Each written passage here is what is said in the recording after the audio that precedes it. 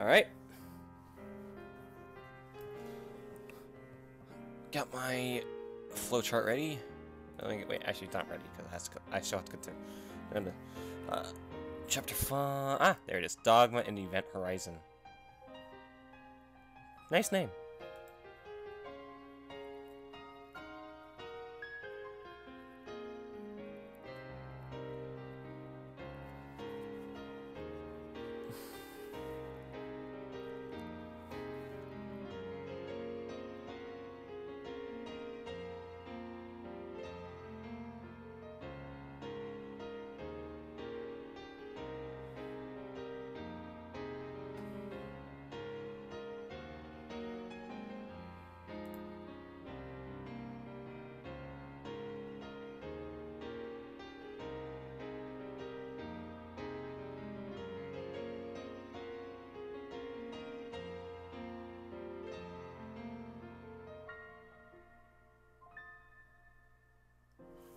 Alright.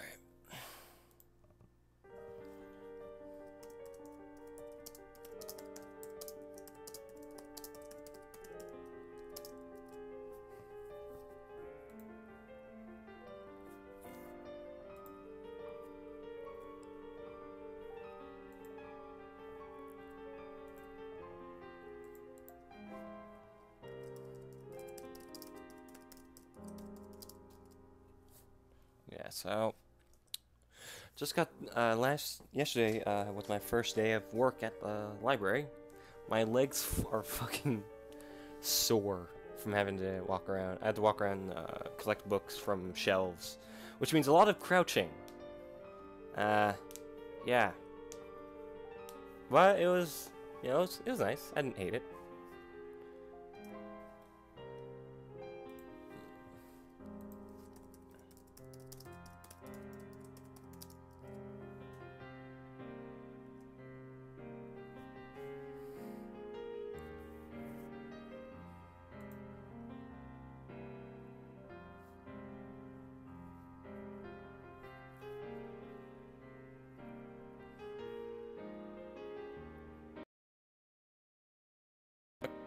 Oof.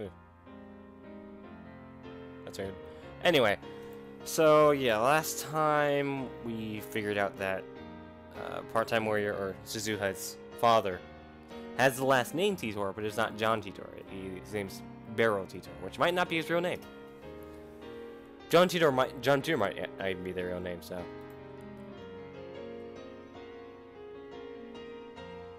Dogma and Event Horizon. I open my eyes to a deep scarlet sky. My back facing up. The sky is vast and the color ominous. I've never seen it like this before. Where am I? I sit up. Whoa, fucking Jesus Christ, dude. God, man. There's nothing there. Nothing here. A wasteland stretches to the horizon. Nothing but rocks and dust as far as the eye can see.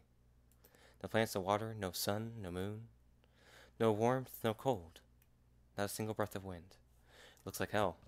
A frozen world. It can't be Earth. Mars, I could believe. Why am I here? This must be a dream. I give up thinking about it and lie down again on the sand. I guess I'll wake up soon. I'll just wait until then. I wait, but the dream shows no sign of ending. Have you ever had a dream this lucid before? There's a ring in my ears that keeps me awake. I realize it's the sound of silence. My belongings are gone. I have no watch, no phone. The lack of motion numbs my sense of time. How long have I been lying here? It might have been only a second. It might have been 3 days. An epiphany. The concept of time is a human construct. The universe at large has no use for it. Time is a cage that we created to feel secure. Within its walls, we can forget about our own insignificance. I'm thirsty. It hurts to breathe. This voyage is no place for a human. We're not strong enough to live in a world without time. Tears fill my eyes. What did he mean? I no longer know. I want to die. Yes, let's die. But what is death? To be frozen in time? Time stopped for me long ago. How can I die in a world that is already dead? Everything inside me is crumbling away. Who am I? I can barely recall. My soul is melting into the void. Is someone there? Anyone? Something moves in the corner of my eye. Impossible. I tried to move my eyes, but I've forgotten how. Found you, Ocarin. A pleasant voice silences the buzzing in my ears. Reminds me of who I am, Okabe Rintaro. This time, my eyes move. It's a shadow. There's a girl sitting on a nearby rock. I recognize her. My frozen brain comes alive. Her presence breathes new life into this dead world. Mary? My brain is still half asleep, and I cannot speak. It's Mary, Sheena Mary, my oldest friend. She smiles at me, swinging her legs. This is the Earth. This is the Earth, you know? 70 million years ago. Some scary people sent you here in a time machine. This is a dream. This is a dream, right? Maybe she went looking for you and found Ocarins from many, many world lines. You're one of many Ocarins, and also the original. Mayushi is one of many Mayushis, and also the original. And now Ocarin and Mayushi are going to die here. This is a dream. Right, Mary? But I know that another Ocarin and Mayushi will pick up where we left off 70 million years in the future. So everything's A-okay. This is a dream.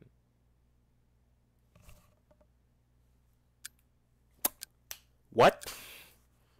I jerk awake on top of the sofa. My body is drenched in sweat.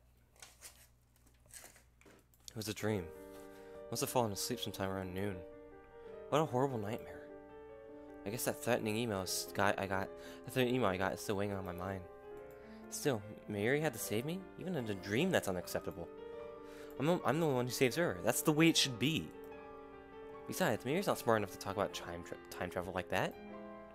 I sit up and look around the room. She's right there where I expect to find her. In front of the TV, watching Rainet Kakeru DVD.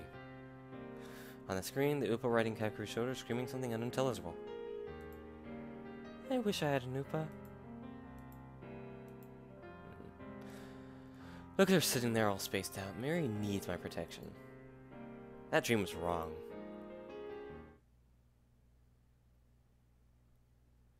I took a Dr. P and checked my phone.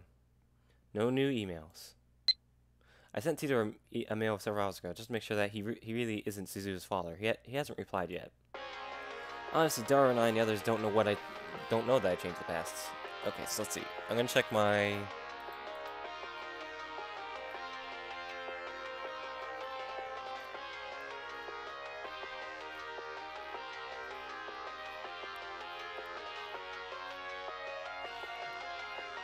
Apparently if I ignore it...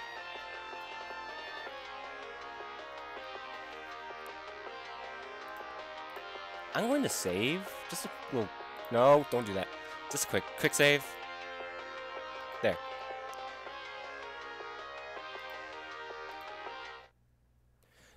This is Huriyama! Nyan. It's Ferris, Nyan. Oh, it's you. Akia Rumiho. Nya? Who's that, Nya? I guess her real name was Akia Rumiho. Don't tell me. Could Demo have changed that too?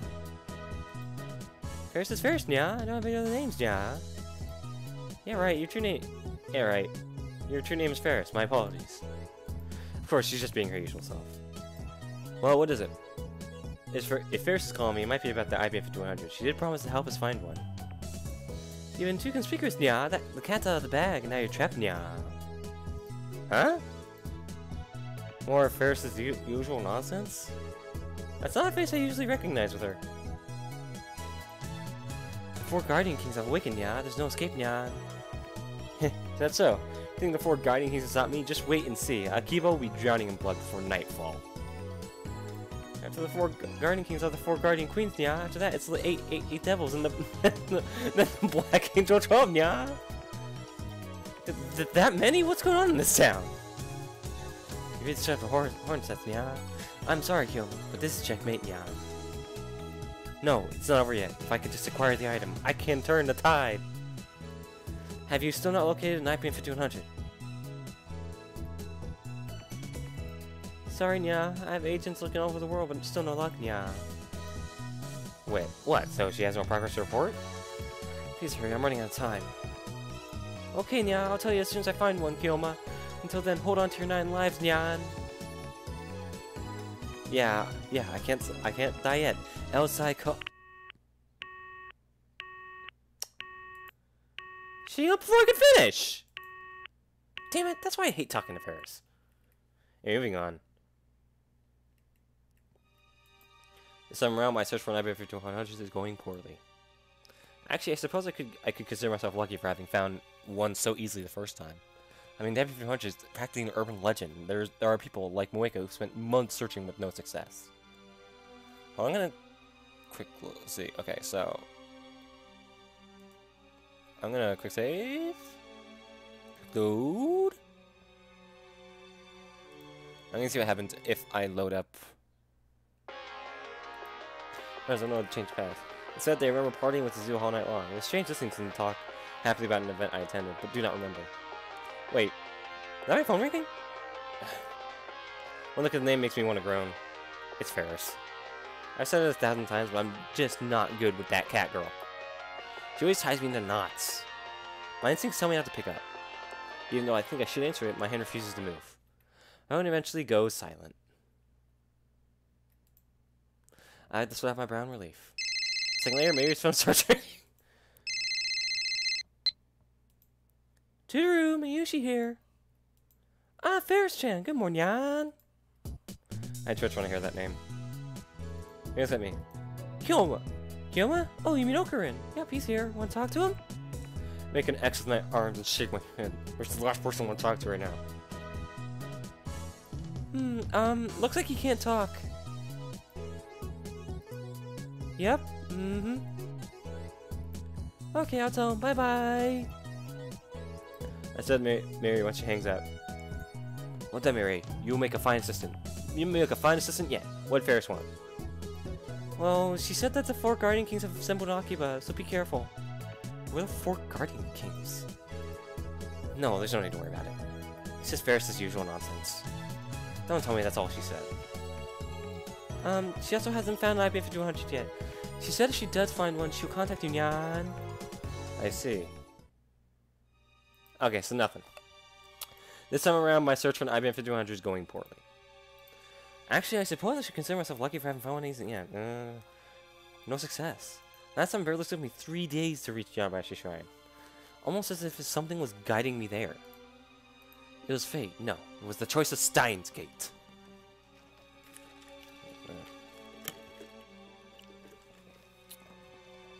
Alright.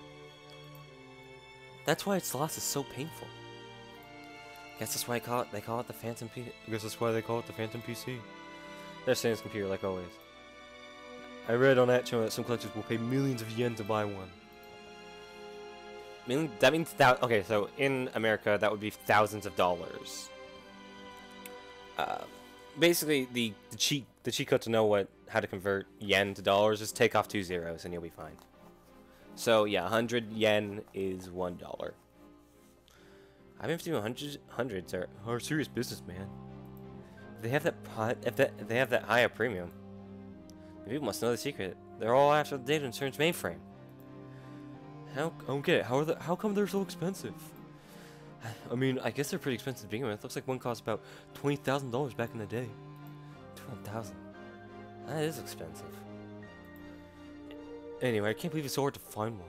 Sure, it was a nice machine for its time, but only for its time. You have to be crazy to want one now. Maybe it's one guy buying them all up. The harder something is to obtain, the stronger the desire for it becomes. That's how people are. And that's exactly how I feel now. In the nuts of CERN, so completely isolated from the outside, lies a database coded with an IBM 5100. Excuse me. What secrets are sleeping there? Could it contain the data from CERN's time machine research? Could there be proof about the committee of 300 exists? The desire to know grows stronger by the day. It's not just about plunging the world into chaos anymore. We need the power to oppose CERN's evil ambitions. And then there's that threatening email to consider. Daru's confident CERN won't find us, but I can't afford to take that for granted. After all, we're up against the brightest minds in the world, scientists who invented the World Wide Web. And they're backed by a secret organization more powerful than any nation. We're way out of our league here. They'd have no trouble at all crushing our puny lab if they desired. That's why we need a trump card to hold against them. But without an IBM 5100, we can't move forward. I'm getting restless.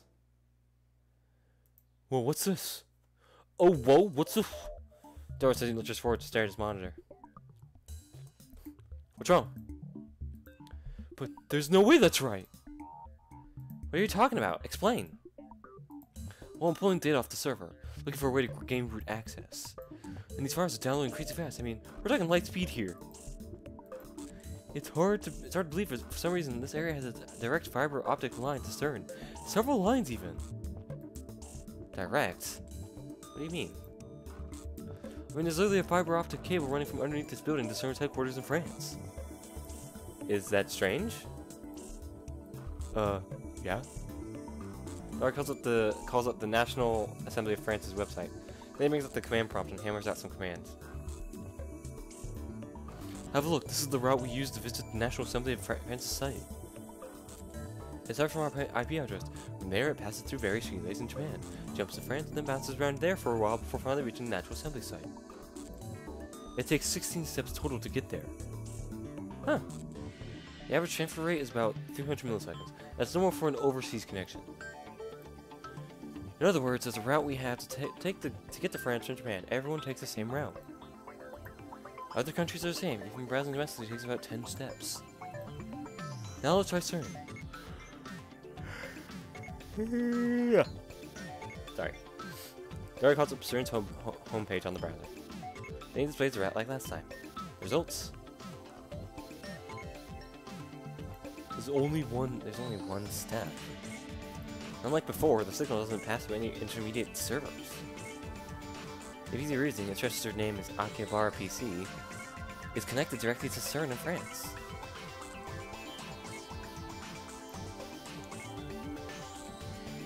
And the transfer rate is 100 times better than usual. Crazy fast. You can't even get these numbers domestically, man. Why do we have a direct line? Is this even possible? It was like this when we found it. I didn't do anything. So the building already had a hotline to CERN. This can't be a coincidence. It might just be the choice to stop. It doesn't make sense. Why would there be an independent line running from here all the way to CERN? I was so excited he interrupted me. No Japanese or French telecommunication company would set up something like this, which means CERN did it themselves. Daru gulps and nods. Cold sweat oozes from his brow. I feel a chill as well. CERN might be able to see everything we're doing. No, maybe. I'm gonna... I'm afraid desktop audio is a bit louder. I'm gonna turn that down, turn me up. The audio again, and there we go. Sorry for that. No, maybe CERN has been expecting us for years. How could that be? The answer is simple. John Titor claims that CERN completed their time machine in 2034. Just 2 years later, the world is a dystopia under their rule. Maybe the CERN 2034 considers our opposition 2010 a threat. Maybe they used their time machine to travel to 2000 and sell fiber optic cable to track our every move. It's entirely possible. Has the invention of the time machine started an intertemporal war? If so, what can we do? Sorry. Hold on. So I think I forgot to do something. Yep. I was watching myself. Our enemy might be stronger than I can even imagine. No, I mustn't lose heart. I need to think positive. But thanks to this direct line, we can now control the LHC remotely. You figured out how? Wow, that's amazing, Daru-kun. Mary pauses her DVD and comes up beside me. With a connection this fast, we control the HC practically in real time. I haven't actually tried it yet, though.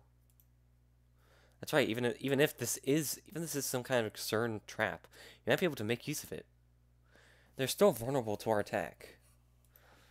The LHC is that 20 kilometer long tunnel thing, right? What does it do again? It accelerates protons and smashes them together. Oh yeah, mini black holes, right? The official line is that mini black holes might manifest as a byproduct of the particle collision, but that's not the truth. According to the top secret document she found, LHC was intended to create black holes from the very beginning. We still don't know exactly how they do it. We need to think of ways to... Okabe. Kirisa's emerges from the development room. She was cooped up in there all morning. Her condition is unusually grave. What's wrong? I figured it out. Figured what out? I think I know how the phone wave works. Really? Kirisa nods. She still hasn't smiled. I'm thinking it's the particles from the microwave, the radioactive particles feeding into the black hole, but that's just me. Kirisa nods. She still hasn't smiled. Keep in mind, this is just a hypothesis based on what we've observed. It's closely related to what you guys were just talking about, the LHC. I believe it was you, Christina, who called the LHC the world's largest microwave. Yes, exactly. My hunch was right. You've created a monster, Okabe. A monster? It doesn't belong in some amateur lab, and before you take that as an endorsement of your abilities, I mean it in a bad way. Kirisa cuts his arm as if to keep from trembling. Give me details. Did you know that the microwave oven was intended as a byproduct of radar research? Was invented as a byproduct of radar research? Darren I nod. Maybe he shakes her head. We read up on all that back when the phone wave nasal change started acting weird. Microwaves are electromagnetic waves with a frequency of 2.45 gigahertz.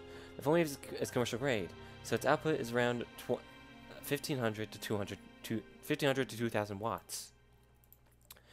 Here's the important part. He's going to explain that the electromagnetic waves output by the microwave are somehow connected to the electromagnetic waves output by the phone. In fact, you could say they fuse together. According to Daru's blueprints, the microwave and the phone are made to send out shared electromagnetic waves by taking their leads, and hardwiring each of them to magnetron's cathode and anode. On one hand, we have the microwave's super strong electromagnetic waves, originally a byproduct of the military's research into radar technology. On the other, we have the cell phone's standardized electromagnetic waves, a frequency how ubiquitous throughout the world. Now ubiquitous. What happens when you fuse those two waves? Both devices use electromagnetic waves. I'm not a specialist though, so I can't imagine the extent or magnitude of the influence that fusion has. Hypothetically, if the cell phone were to become a stepping stone, scattering the military-grade electromagnetic waves over a vast range of hundreds of kilometers, then not just Akihabara, but all of Tokyo would turn into the inside of a microwave oven. Taking into account slight variances to body weight, the average time until death of the people inside would be 3 minutes. Eh? Seriously? Then the phone waves are a weapon of mass destruction, isn't it? Is it really that powerful? Let me tell you what happens inside the phone wave. The air inside the oven is full of invisible hydrogen atoms. First, it bombards the atoms with microwaves to increase their energy potential. This is the normal function of a microwave oven. When you add the electromagnetic waves from the phone, the harmonics trigger a chain reaction. The particles collide repeatedly at near light speed, gaining mass and energy each time. In other words, it becomes a sort of particle accelerator. A particle accelerator? It's literally the same as the LHC. So, if the LHC was created to generate mini black holes, then the phone wave named change must also produce mini black holes. Kisu doesn't deny it. It's a miracle that thing has been so stable. But there's still one thing I don't understand. Even if it does produce many black holes, they should evaporate instantly. But that's not what happens in the phone wave. The jellification phenomenon proves that. Just like in the LHC, our many black holes are turning into Kerr black holes. According to Titor, you have to inject the electrons to produce the Kerr black hole effect. Where do the injected electrons come from? That's what I don't understand. The LHC uses something called a lifter to inject electrons into the black hole and control the gravitational field. Who dis? It's part-time warrior. It's easy to pretend. Easy to pretend to be someone you're not. Ultimately, there's no way escaping the contrast between your false self and the real you. It's a paradox, and paradoxes can't hold. I tried to tell myself that I didn't need anyone. That forming bonds would only hurt. But somehow I ended up joining your circle of friends. I still don't know if it was for the best. No, I'm sure it was. Without you, I would have given up on ever finding my dad. I don't know why I wrote all this. I guess what I'm trying to say is, thanks. Alright, sharing confessions now. Be careful to whom you expose your innermost feelings, and they may use them against you. Wait! Gotta check that. Float chart. We are good to go. So apparently, if you get true ending flags, certain things happen. Like, apparently you don't see Mikise Kurisu crying outside the shop when you are, you know, what's the word? What's the word? Brady, what's the word? Do you have a shoe with you? Where'd you get a shoe?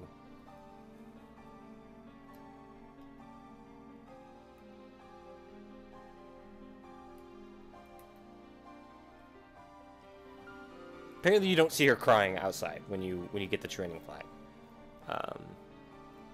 No, when you get the training flag, you see outside. If you don't see outside, and you don't have that little bonding moment between them.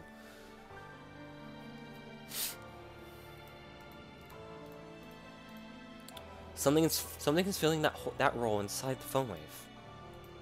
Something? Like I said, I don't know what. So I guess that's what it comes down to. All Casey's expression does confirm our hypothesis that the phone wave needs to change. Functions the same as the LHC. Looks like we need to review what the LHC is. It's time for our LHC Moe guide to shine. LHC stands for Large Hadron Collider. Hadron? It's the name of an elementary particle. LHC is basically a huge circular tunnel underneath Switzerland and France. It sits about 100 meters below ground and has a total length of 27 kilometers. There are 2 rings that run through the tunnel. Inside the ring is a super low temperature vacuum, an environment like outer space. So basically, seriously Moe. In an adjacent facility, protons are gradually accelerated by the linear accelerator, the proton synchrotron booster, and the super proton synchrotron. Finally, they injected into the HC. They're injected into HC, where they undergo their final acceleration via a series of superconducting conducting magnets installed in the tunnel. By now, they have traveled at up to 99.99999% the speed of light. That's enough to melt your brain. Not as dangerous as the phone wave, though. Finally, the accelerated protons collide approximately 1 to 10 billion times per second. The purpose of the LHC project is to study the high energy reactions that result, or so they say. We know they're a bunch of stinking liars. I guess that about covers it. And that, my fellow lab members, brings us to the question: can the phone wave needs change beat CERN to true physical time travel? 2 problems. 1, setting destination. 2, the lifter. We've already established that the demo arrives precisely when and where it's supposed to. It's dangerous to accept that without verification. Agreed. As for the lifter, we already know it exists. We need to figure out what it is. I don't think we're going to find it. The phone wave's not exactly big, you know, and we've been poking at it for days without turning up a clue. Even if we do find it, it will take forever to learn how to tune the electron feed properly.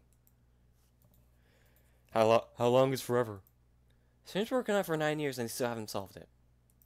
They're just amateurs, so it's bound to take even... We're just amateurs, so it's bound to take even longer. Wait. I have an idea. Let's look at it from a different angle. CERN tried to send people back in time, but they couldn't get the electron feed right. Singularities were not naked. It's the same with the phone wave needs to change. You can only send 36 bytes of data safely. Otherwise, you get a jellyman. Let's consider the problem in reverse. What if we could convert a human to data, then compress that data into just 36 bytes? We could send that person through the ring scenario just like a demo, couldn't we? Convert a human to data? It's not even possible, man. And even if it were, there'd be like exabytes of data or something. You want to compress that into 36 bytes? Are you high? I thought it was a good idea. I guess it's not that easy. The barriers of time travel are just too high. I turned to Chrissy, meaning to ask her question, and realized that her expression has changed dramatically. Her eyes are wide as saucers, and her mouth is hanging open. Of course. If it works, then maybe. She paused for a second, and then... Maybe we can do it. Do what? Time travel? It's hard to believe what Curious is saying, even though it was my idea in the first place. Are you serious? He grins triumphantly in response. The data compression part, at least, is easy. We can just use the black holes created by the LHC, since black holes compress everything they swallow. Compression won't harm data like it would harm a human. As long as we're just sending data, there's nothing to worry about. I get it! But wait. Can we really pull off such a stunt?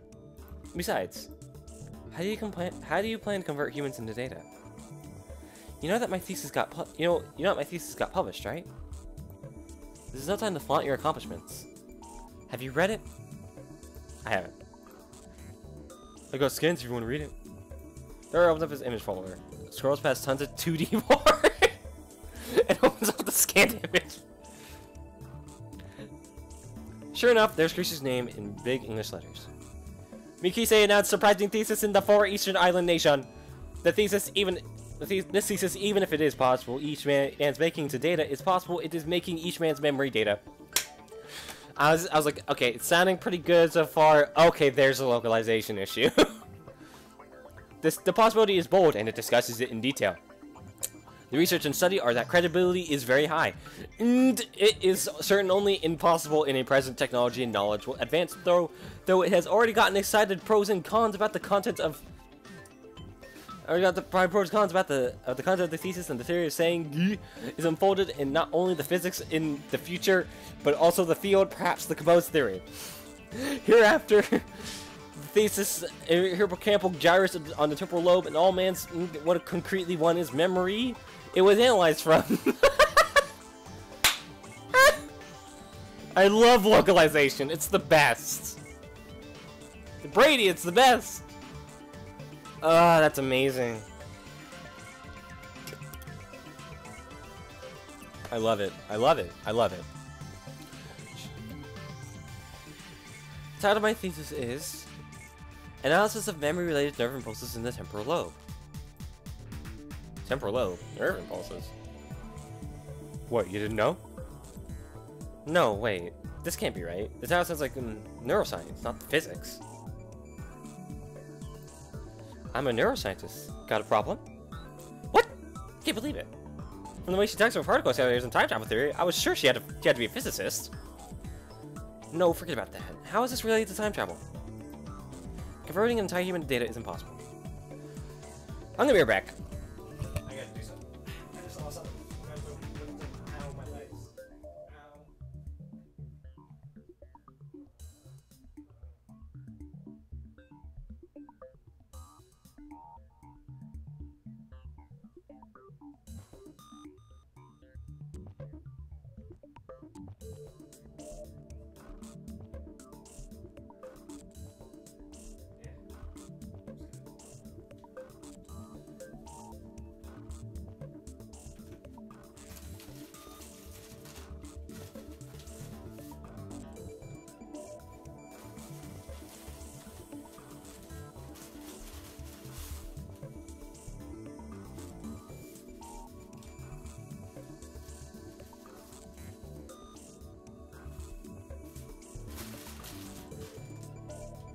Excuse me.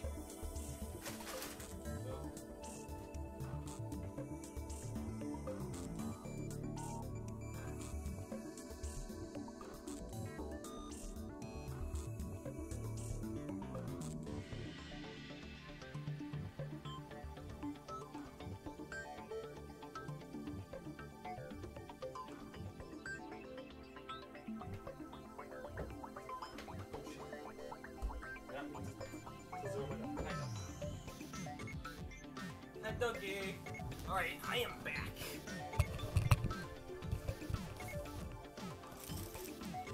But converting a human's memories may be possible. Converting memories to data? Tracer proceeds to explain her thesis. Memories accumulate in something called the Parahippocampal gyrus, or the hippocampus, which is located in the temple lobe of the brain. What exactly are memories? This thesis analyzes that question from a neuroscientific perspective. All of the brain's functions manifest as electrical signals running through its neurons. Even memories are written to the hippocampus by electrical signals. Used to analyze how specific electrical signals correspond to specific memories. The mechanism by which humans recall memories can be likened to a word association game. Oh god damn it, why'd I do that?! You begin with a vague abstract image, which calls successive images to increase clarity. Imagine a chest of drawers. Each drawer is filled with tiny boxes, and inside each box is another bunch of tiny boxes. You keep opening boxes until you find the memory you're looking for. She's discovered that the number of retrieval commands, nerve impulses used to serve up memories, is surprisingly low. Out of hundreds of millions of nerve impulses patterned in the brain, only a few thousand are related to memory. It was a successful analysis of these patterns that earned Krisu and her research team critical acclaim in the scientific community. Now, before you ask how this relates to time travel, there's one more thing I need to explain. Several years ago, my lab, the Neurophysiology Lab at Victor Condor University, developed a technology called visual rebuilding, or VR for short. We already have that, nerd! Put simply, it enables conversion of video data into nerve impulse signals. Used in reverse, it can also convert nerve impulses into video data, or any other kind of electronic data. So if you combine VR technology with my research, do you see where I'm going? No way. We can convert memories into data? Not just that. Memory transplantation, backups, external storage, all of those things become possible. Backups? It's like science fiction. In a sense, this technology could be used to copy a person's soul. Nah. According to Chris, okay, this is getting to, Soma territory. Everyone who hasn't played Soma, play Soma. Soma's really good. According to Krisu, some religious groups strongly oppose this research, as you might expect. On the other hand, the medical community is ecstatic about the possibilities. In any case, it's amazing that my assistant here was able to make such an incredible discovery. Of course, she did have a university supporting her, but still. So basically, what you're saying is we convert the subject's memories into video data. Use IC's black hole to compress that data into 36 bytes. Send that data through the curved black hole inside the phone wave data exchange. And finally, import those memories on the subject's brain in the past. What does that mean? We can send our memories. We can send our memories back in time. In order to differentiate it from physical time travel, let's call it a time leap for now. You don't go back, just your memories. It's so crazy that nobody's thought of it before. She's right, the idea is ridiculous, which is exactly why none of the geniuses at CERN could come up with it. But this union of physics, neuroscience, and neurophysiology will make the impossible possible. To transfer memories to the past via your cell phone to time leap? The important thing to remember is that only memories are being transferred. Personality and consciousness aren't included. What does that mean? How is it different from what you've seen in sci-fi novels? Time leaping in sci-fi usually sends everything: consciousness, personality, and memory. In real life, there's probably too much data, and besides, we only analyze memories. Think of consciousness, personality, and memory as separate things. Memories are like the video data stored on your computer. And consciousness and personality are like the OS. Videos can take up way more space than the OS. It's just an example. For starters, it's still not clear where personality and consciousness are located, or how they are constructed. So we can't convert them into data, or at least I can't.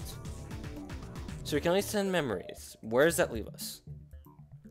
Your memories aren't the only thing that define you. Even if you send your memories to the past, it will be the receiving you's consciousness and personality that process them. So in Mindor's term, it's like copying data from a Vista computer to a Min 95 computer. Data created with the latest OS might not work on an older OS. It might cause errors. For example, if you sent your current memories to yourself in elementary school, the gap between your memories and your body could have serious consequences. Anyway, is it correct to assume that we'll be targeting ourselves in the past? You see, that's my question. But how does that work? I can understand maybe technology. But memories? How does that insert into a person? Please nods at my question. Just like with email, we're using cell phones as the transfer medium. To be precise, you can only leap into your own body, and only if you had a cell phone at the time of reception. There was an exception in Lukaku's case where we sent an email to a pager, but that doesn't apply to time leaping. If you try to send an image to someone else's, how do I put this? There's a danger that the electrical signals might be rejected. Wouldn't want to jump into someone else's body, I mean, unless it's the body of a cute girl. Is this guy capable of non-preferred thought? Don't ooh me, you idiot, baka. If it just bounces off, that's fine, but I'm worried incomplete memory data might do serious damage to the recipient's psyche. I don't know what might happen. No one's done it before, after all. It makes us pioneers. I like it. There are two things I don't know. One, you definitely cannot go back before you're born. And two, you won't exist in two places at once. That means you don't have to worry about causing paradox. You can't kill your parents before you're born. So the phone acts like black and white holes. Seems like a strange coincidence that cell phones could be the medium of time travel. Really, could that have been anything else? These days, people wear their phones like a second skin. No other medium could reliably deliver the memories to their intended target. The more I think about it, the more I realize that this was meant to be.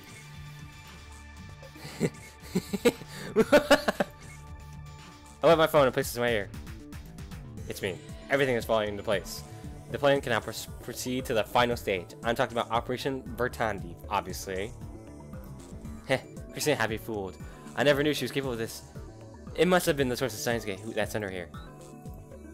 Don't worry, I have everything under control. Nothing can stop us now. El Sai Kun Gru. Remember from turn to Krisu. Are you listening? Good. Commence preparations for Operation Vertandi. First, explain what that is. We're going to build your time leap machine, Christina. And you better not say it can't be done. No, not to showing me the way. The way! Well, this is Akibara. I should be able to find the parts I need. It's decided. I'm placing you in charge of this operation. Whatever you need, ask, and it shall be yours. Together, we shall complete the first time leap machine in human history. You're not. Her eyes are shining with a fierce, hungry light. I like that. As I thought, she's a scientist to the core.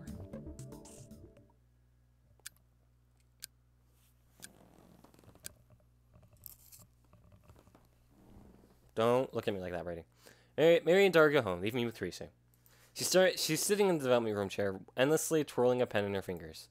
Ah, I do that. It's cute. What are you doing? Thinking about the time leap machine.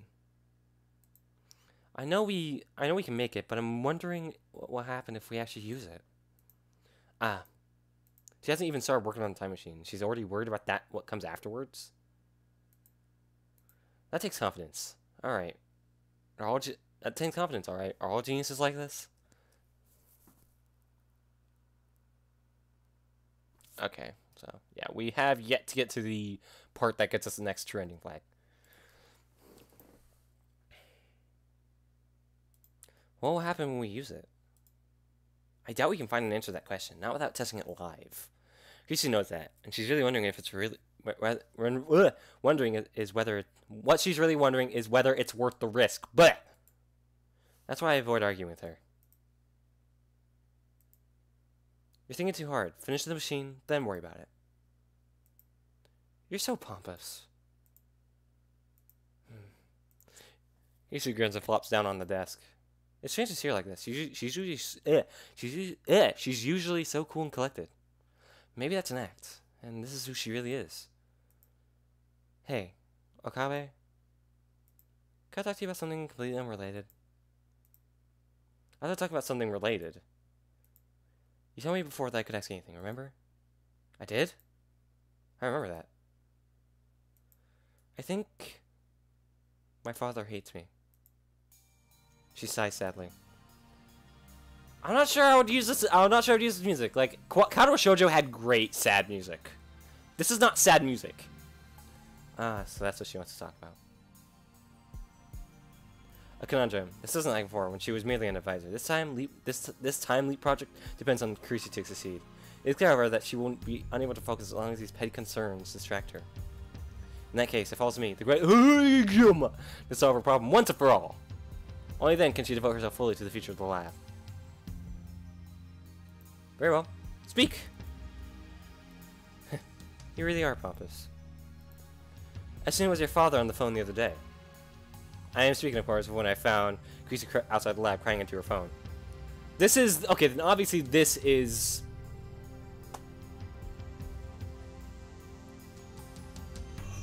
I don't know if this is like a true ending thing. I actually forgot. Like true ending flag thing. The mood was... delicate. Yeah. I don't remember the last time he had a kind word for me. Even when we were living together before I went to America, he acted like I wasn't there. We're supposed to be a family, aren't we? And you? How did you treat your father? I was Daddy's little girl growing up. You practically had to drag me away from him. She smiles, but in her smile I see a hint of self-mockery.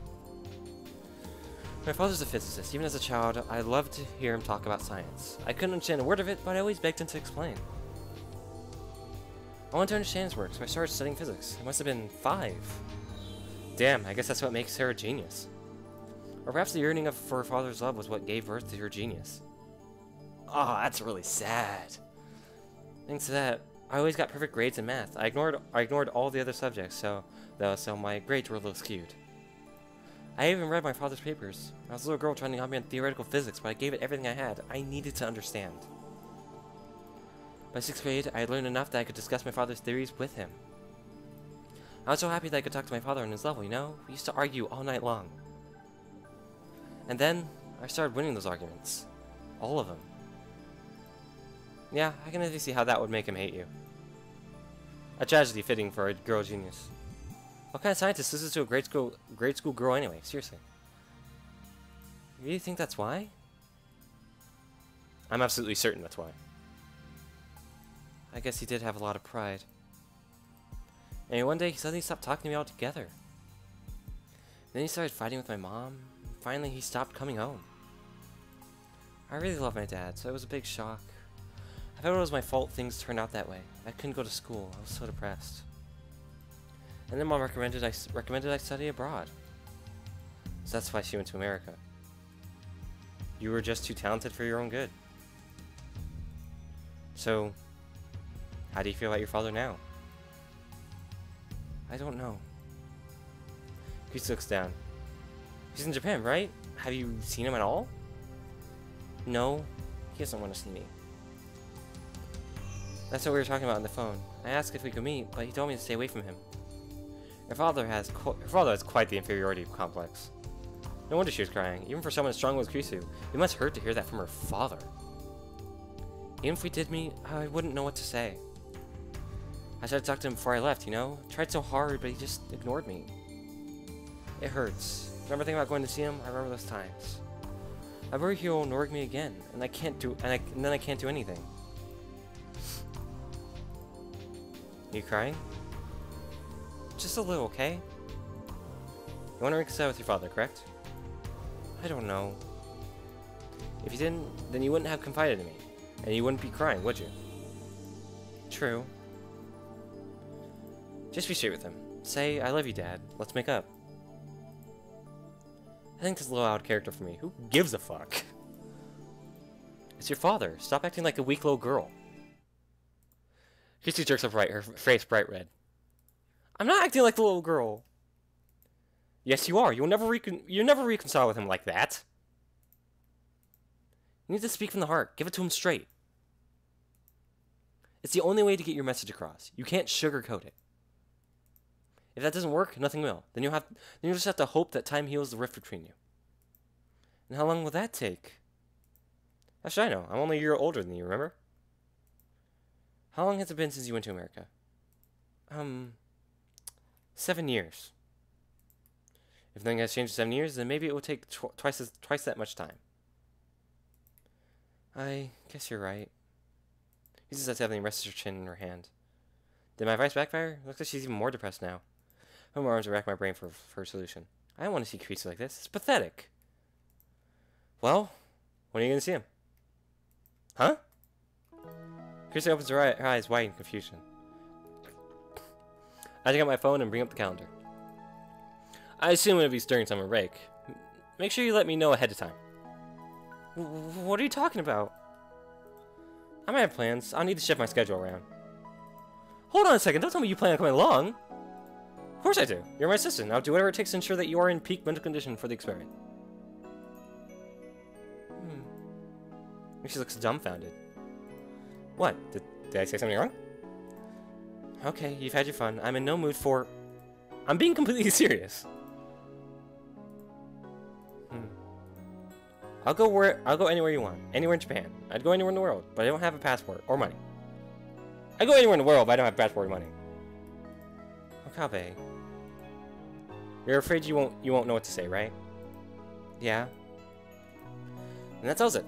I'm master of confrontation. You have nothing to fear with the Kyoma at your side.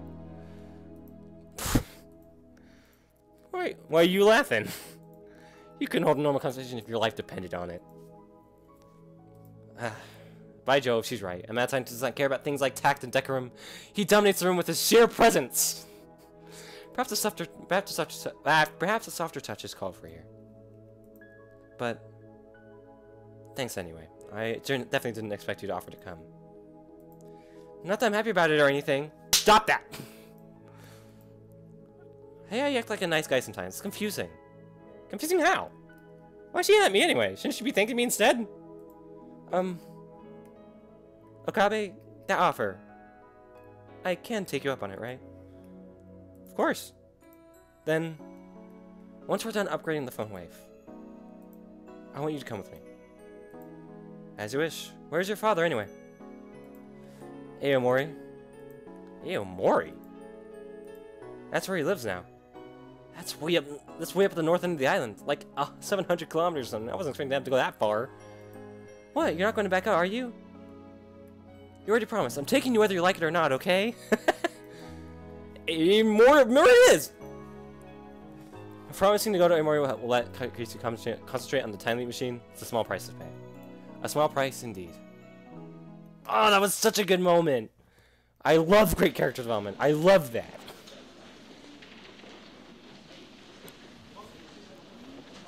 Next day, Miri and I go shopping at Radicon. Oh wait, I need to write things down for the Sciencegate podcast.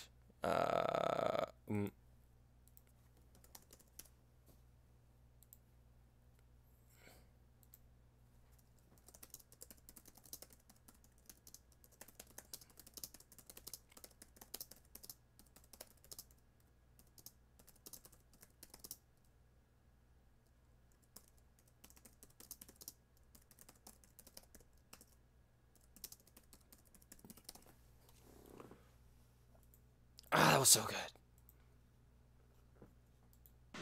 Okay, I'm gonna quick save. Yeah, okay, first let's read some tips. Alright, Megatron. A type of vacuum tube using microwave ovens and radar. Produces strong microwaves. Neuroscience. The scientific study of the brain. This field incorporates biology, genetics, medicine, psychology, and electrical engineering. Mindors. Fictional. The most widely used operating system in the world. The second of the three... Okay, so yeah. Vertandi, the second of the three Nords, sister goddesses of fate. In cosmology, the three sisters tend the world tree, Yggdrasil, whose roots lie in Earth's fountain. Vertandi is the Norn of the present, popularized in Japan by a certain goddess manga. That's good. Alright, quick save. We have a list written by Krisu of parts for the time leap machine. Naturally, I'm paying for everything out of my own pocket. Krisu and Daru have already started work on the upgrade. Apparently, the conversion of memories into digital data requires software. She can download software from their dedicated server. That's not the only thing we need. There's also some kind of brain scanning technology. Wait, what the fuck? This is kind of brain scanning headgear that we're going to have to make ourselves. Incidentally, I have to pay extra close attention to make sure Mary doesn't wander off like we're shopping. If she sees some random store that interests her, she'll literally stop and stare at it for hours. I keep walking, of course, only they realize she's not behind me. Then I have to run from the store looking for her. This must be how parents of small children feel. Anyway, this is nothing new. Mary's always been like this. I'm begging you, stick with me. If you get lost in this labyrinth of technology, you never escape. Not with your sense of direction. There it is!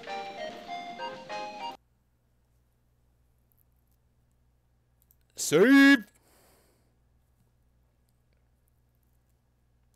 Quick save. We'll do quick save. Alright, so it is assistant. Let's okay, let's look at the time chart. Alright. We see Krisu plans. Select traveling expenses, got it. Going from Tokyo to Yamori by boat train is over 15,000 yen per person, but the overnight bus is only 5,000 yen. Which do you prefer? I want to cover the traveling expenses, but I don't have that much on hand. I'm staying at a hotel, but I'm not a celeb. Mama's pretty strict on money. Not to mention she'd kill me if she knew I was going to see my father. So maybe we should go by overnight bus to fit our budget. What's this nonsense? Don't forget your duty as a lab mem. Traveling expenses? Yeah.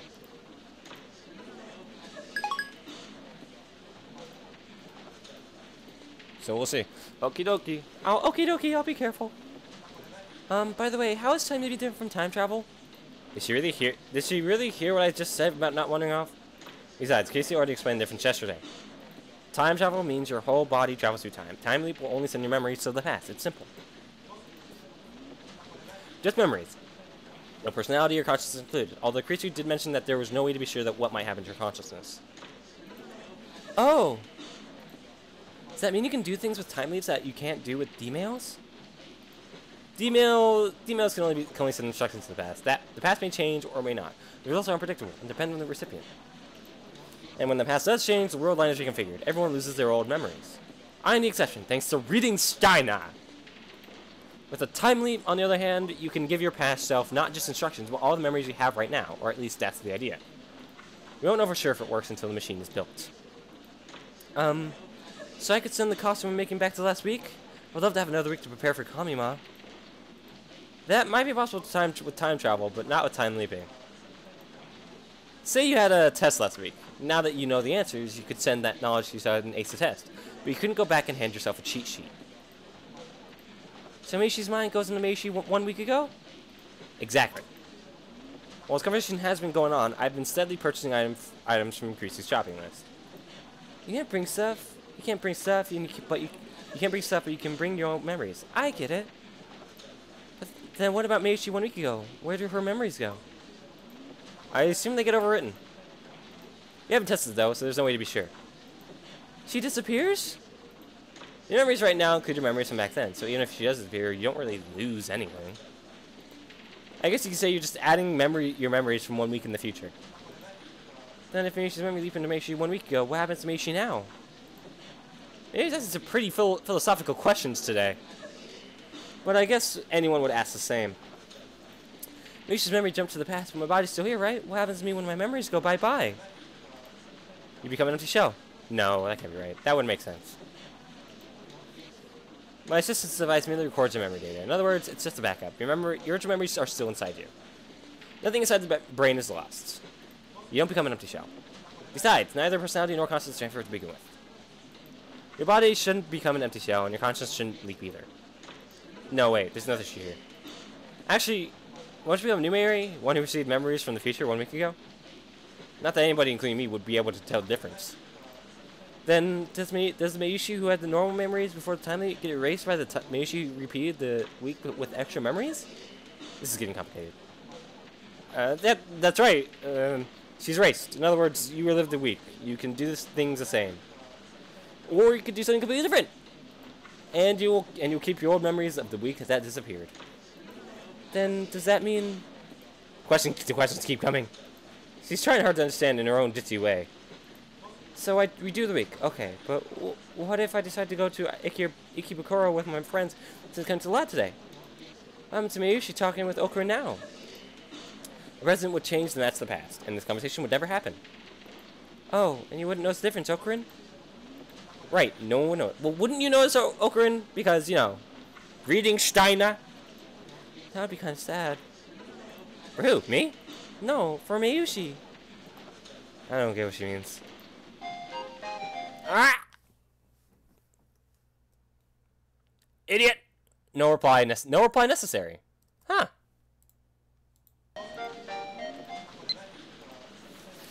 What do you mean nonsense? Die! What the hell, Okabe?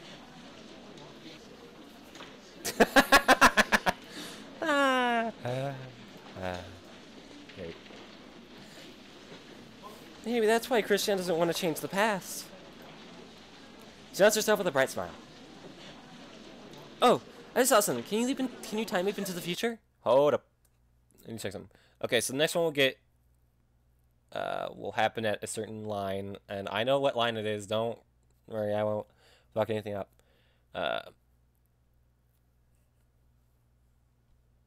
Yeah, and then once we get that one mail, we will have a second trending flag. So, boom. Maybe, but there wouldn't be a point.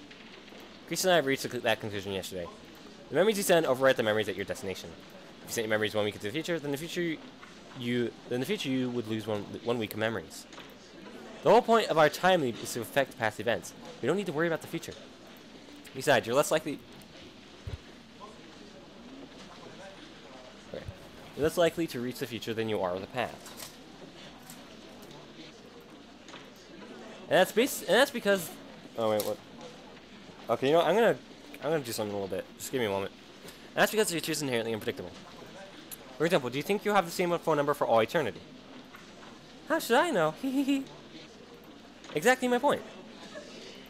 And remember, pagers become obsolete with the advent of cell phones. Similarly, our phones may be replaced by some other device in the future. In order for time to succeed, the target you must have a phone whose number you know. As long as that condition is met, there should never be a problem with setting the destination. The problem is what inside the phone wavelength to change is acting as a lifter. Until we get out, we can't reproduce the discharge phenomenon at will. The phone wavelength exchange will remain incomplete. On the other hand, if we can figure it out, we'll have an endless source of electrons that, unlike CERN's, needs no tuning. I think they really need to make like the emphasized words less grayed out and just make it brighter, maybe, or make it bold. I'm exhilarated. The phone wavelength exchange is evolving by the day. Our invention of the time machine will put us light years ahead of CERN. Time travel will finally become a reality. I can't wait to try it out. My soul yearns for the taste of chaos. I barely managed to keep from bursting out in mad laughter. I'm thinking of it. More than 1 week has passed since we sent the first email, and although there was that strange threatening email, there remains no sign of Men in Black coming to haul us away. According to Daru, CERN hasn't discovered our hacking, either. The next problem is what will happen when we use a time loop machine. Or compress a human's entire wealth of memory into the requisite 36 bytes, we have to borrow the LHC's black hole. I can't believe that CERN won't notice an unauthorized activation of the LHC. How do we keep them from finding us? We need a plan. Oh, I guess I can't go back to grade school, can I? I didn't have a phone back then. Maybe he's still talking about the phone leap. Time leap. You want to go back to elementary school days? I know exactly how you feel. If you repeat elementary school with the knowledge that you have now, you'll get top grades and have an easy time bending children to your will. Yeah, and I thought maybe I could see Grandma again. I see. I'm afraid this is not possible. Mary's grandmother passed away when Mary was in elementary school. Yeah, it's too bad, but I guess I don't really need to see her. I still remember her words, her smile and her wrinkly hand patting my head. Even if I don't see her again, I'm okay. What I really want to see is little Ocarin again. Hee hee.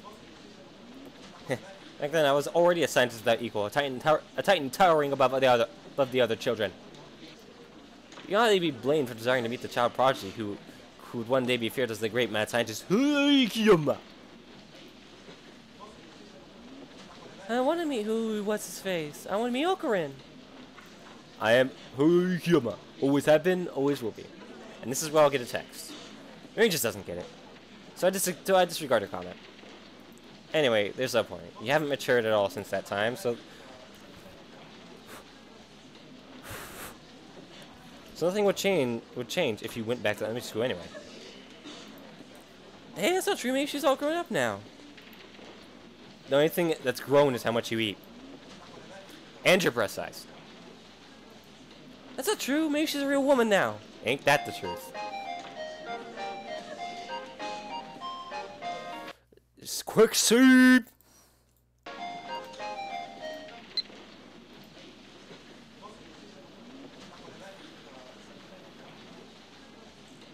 What? That is weird. I was not expecting an emoticon. I mean, I was, because it said emoticon, but I wasn't expecting that kind of emoticon. Sorry for getting mad.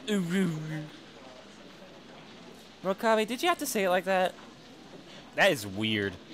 Anyway, that is one trending flag. That we now have. Ow, ow, ow. Yeah, so if we receive that mail, we get a trending flag. So yeah, well, that's all the training flags that we need to get, and no more until chapter 7. I'm pretty sure. Yeah, no more until chapter 7. And wow, that looks complicated. Jesus fucking Christ. Next chapter though, we'll have an ending, which is exciting to say the least. I'll probably do that tomorrow. Anyway, a real woman. I kind of want to hear the details, but she probably doesn't know what she's talking about. Besides, I think Okarun's the one who hasn't changed since. Oh, I think Okarun's the one who hasn't changed since then. Is that what I said? I was already a genius mad scientist when you met me. Xavier shoots me a glare. I guess this isn't the best place for maniacal laughter. But he gets those parts in it back to the lab. Alright, I'll be right back. I gotta pull in the garbage cans.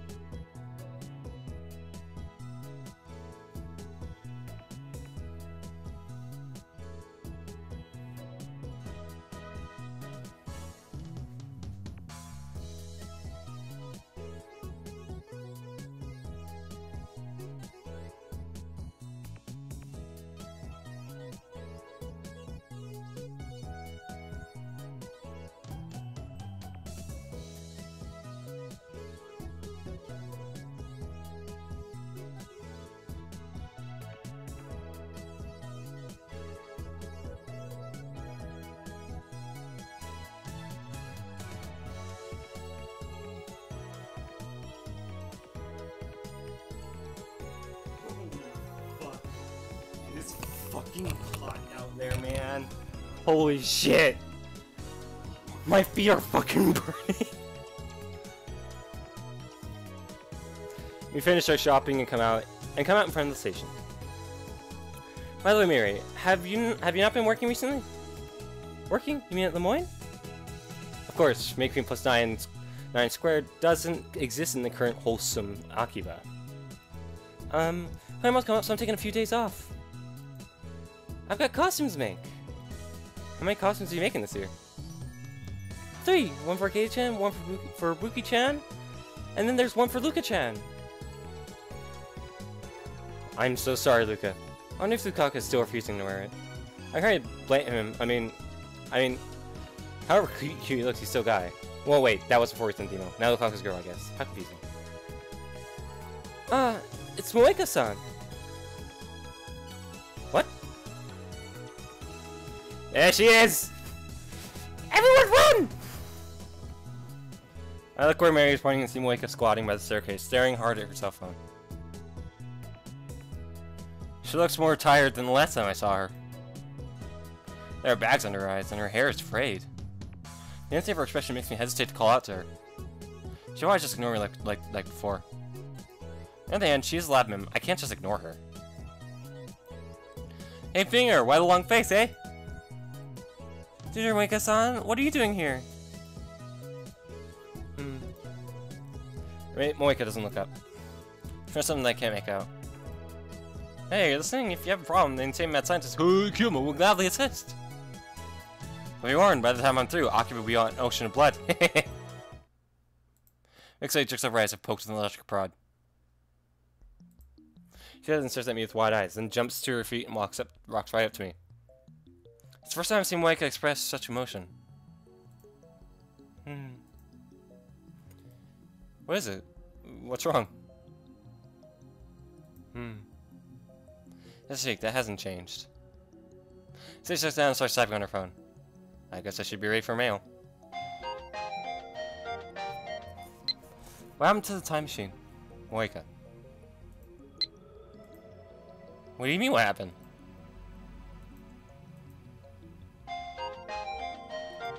Keep your phone out! Are you using it? Did you figure out how it works? Moeka. We don't fully understand it yet. We're in the middle of upgrading it. It's amazing. This time I might be able to do a time leap.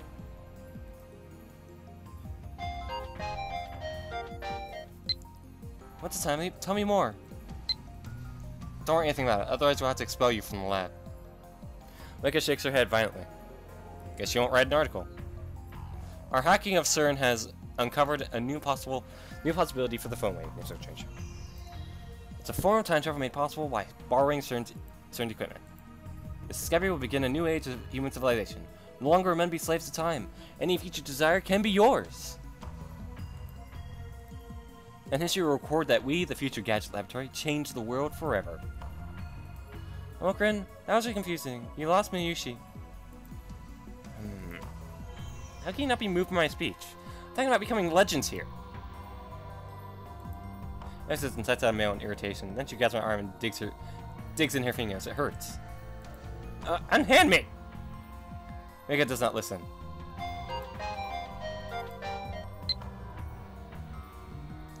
What's a time leap? The time leap is a way to send your memories to the past. We found a way to make that possible. Soon we will complete the machine and become the undisputed lords of time.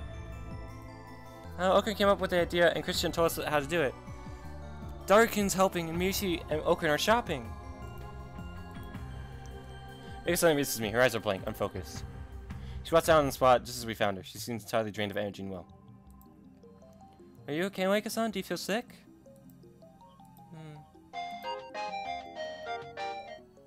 It's amazing, you made a real breakthrough. Congratulations. When will it be finished? I can't be sure. There are still several problems remaining. If they don't give us too much trouble, I guess we'll have it done in a week. On the other hand, we can't do anything until they're solved. Everything is towards the Steins. I have faith there exists a path to success. And once the doors open, the chaos for which I have so long shall at last descend upon the earth. Trumpets will sound from the highest heaven, and the final battle of Ragnarok will begin. Who are you fighting, Okran?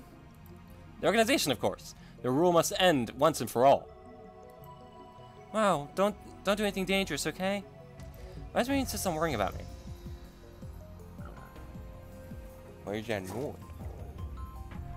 Oh, finally the garbage truck decides to come by for that one last garbage can that left out.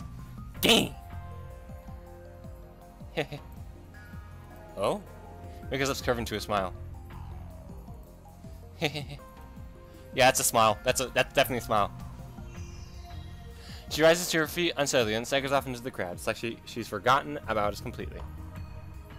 Mira can only watch her go. There's an indescribable aura about her. That holds us back. What do you think's wrong with Moeka-san? I know she's kind of strange ever since I met her, but this... Maybe she's an escaped mental patient or something. Heh, not that her insanity can possibly compare to mine. For I desire nothing less than total and absolute chaos.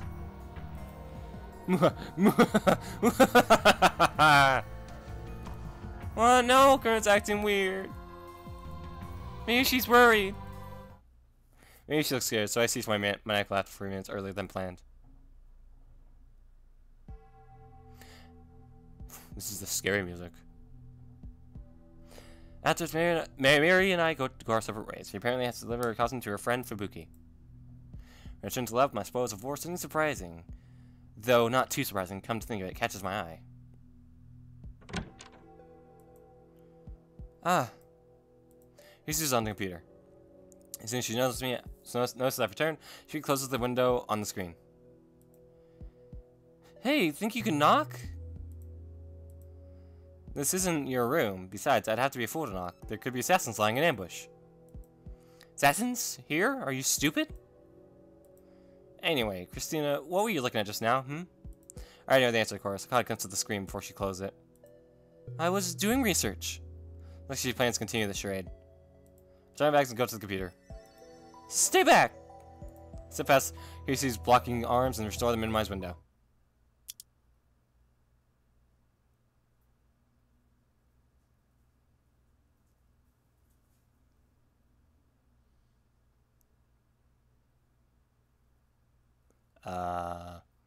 Oh, yeah, she goes on the @ channel.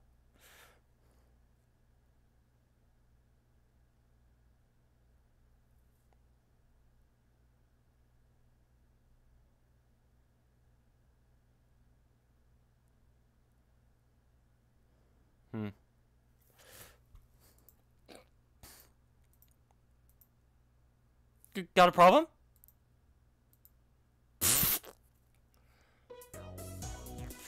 Hey, what's with that? This is awful, ruffle laughter.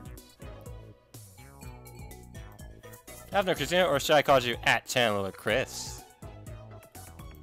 Don't call me that. And I already knew. That's right. I realized long ago that you were an @Chandler. Get ahead from me. You reek of @Channel corruption. How rude. I make sure to apply light perfume every day. Fool, that's not what I meant. Talking about the scent of your soul. My soul? What's that supposed to mean? Explain. Why? So you can learn how to hide it? Shut up, just explain already. There's nothing to explain. You use @channel means in conversation. I'd have to be stupid not to notice. Feels bad, man. That's an @channel meme too. Your soul is tainted with the essence of @channel. You cannot hide it. Not in such close proximity to another who uses @channel memes in actual conversation. Your souls resonate. That's it. It's all Shida's fault. Let's see how you try to hide it, @Chandler Chris. Don't call me that! Because it'd be hard. If looks could kill. She has no sense of humor at all. I should be more careful in the future. She has a sense of humor at some points. But I understand, you were raised in America, so how are you so familiar with @channel? You know @channel from America? Need I say more? I get it. Living in an English-only environment made you hungry for Japanese. But you have to resort to @channel. I mean, if you believe the pseudo-intellectuals in the media, browsing @channel is like reading scribbles on the bathroom roll. Sure, it's not the friendliest place, but I could find anywhere that felt more Japanese. Anyway, can I ask a favor? What is it? Christian mumbles something. My voice is so low I can't make it out. If you have something to say, say it. Casey turns bright red, but her sullen expression doesn't change. Don't tell anyone about this. What difference does it make? Dark is the most hardcore at-channeler who ever lived, and Mary is an otaku too. Even eyebrows at-channel regularly. There's nothing to be ashamed of. Just boldly write hobbies browsing channel on your resume. Not a chance, you idiot. What? You mean you'd rather post anchors on VIP? I myself for understanding those words. Whatever, if it will help you focus on the time leap machine, I'll keep your secret for now. Besides, just a matter of time before you make another mistake and reveal your true colors. You don't have to worry about me. Remember that I represented my entire laboratory when we presented our research, even though there were men twice my age on the project. I'm an expert at dealing with people. I'll have no trouble keeping it a secret. No problem. Gah! No. His face gets even redder, and then she falls to her hands and knees in defeat. Ors. Just as I thought, Achino is in her blood and bones. She doesn't have a prayer. As I felt, we tried to activate the phone wave. Decided to change again, but as expected, this charge did not occur. Mary's at her sewing machine, putting some finishing touches on a costume. She got back early this evening after delivering a different costume to her friend, Fubuki-chan. Been working on this costume ever since. The thing is, she usually heads home around 7 or 8, but today, she's still hard at work. Mary, go home before it gets too late. Your parents will worry. It's okay, I'm gonna stay the night. I'm pretty sure that would be a first.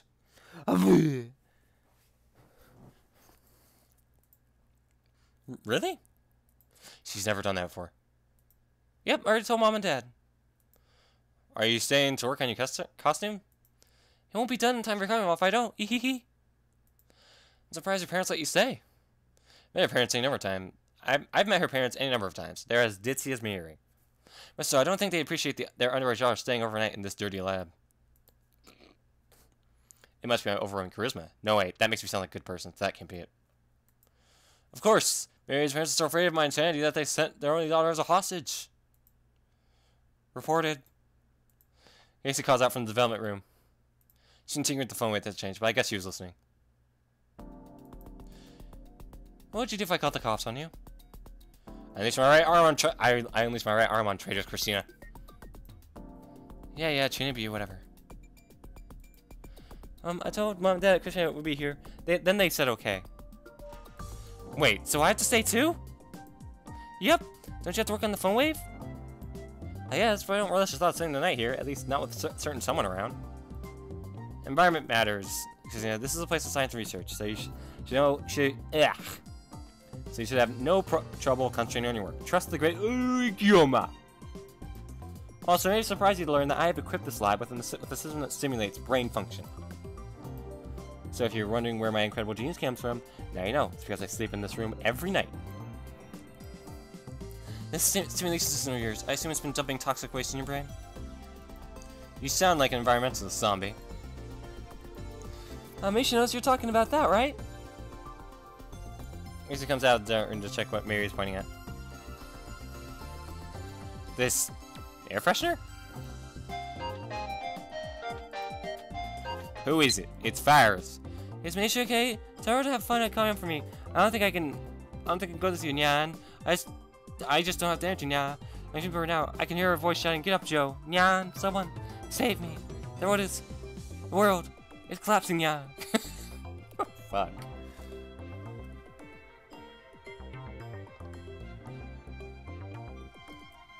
It's too collapsing. You're messing with me again, aren't you? Stop making me worry!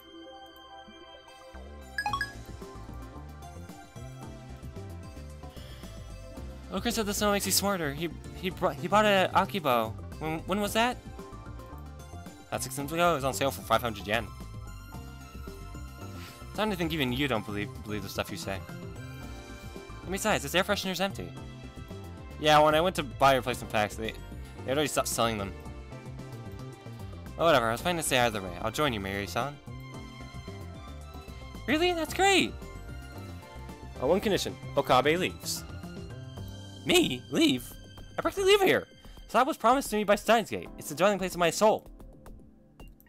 We girls are staying here overnight, so you filthy boys need to show respect. Your home isn't even far from here, right? Okurin lives close to Meishi and Ikebukuro. Why, that's less than 30 minutes by train. Anyway, I'm not going to need your help tonight, so just go home like a good boy, okay? But I refuse. What? Are you planning to molest us? Shut up, Mongolian spot! I don't have a Mongolian spot. When did you see my butt anyway? I can't leave two young girls here alone. Minors need guardians. But Okurin's a minor too. No, he's not. I'll be 20 in less than a year and a half. In other words, Steins has decided I'm an adult. I'm pretty sure that makes you a minor just like us. Oh, I guess you become an adult when you're 20. In America, for anyone who doesn't know, it's 18. Christian, I don't think Okurin would do anything bad. I mean, we've been together for more than 10 years and he hasn't molested me once. But he took you hostage, didn't he? Yep, actually, I'm still his hostage. We should kick him out of the room. I saw deeply and placed a hand on my forehead. Use disappointment, Christina. This lab is a place of science. We are above such petty concerns as sex. If you must speak of these vulgarities, then I'll have to ask you and your Mongolian spot to leave. Looks like that was enough to convince Kurisu. She gives me a fine gesture. She returns to the development room. So Christina really does have a birthmark on her butt. No! After working on phone with Mr. Strange for about an hour, I head to a convenience store to buy dinner. There hasn't shown his face at all today. He must be busy with that part-time job. I still don't know what he's doing exactly. Probably something that uses a super hack of skills. I just hope he steers clear of the law. While walking, I skim action on my phone. Titor hasn't shown up lately. I think it's been a week since his last appearance. I've been reluctant to contact him ever since he... since he commented on the sign in his last email. Let's just take this time to look at some tips. VIP.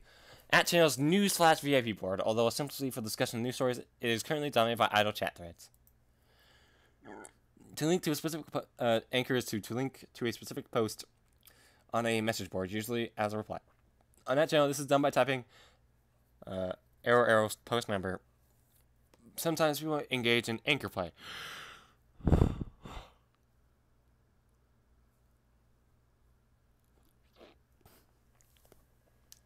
Again, where a poster leaves the decision to whomever posts with the indicated post number, usually chosen 20-30 posts beforehand.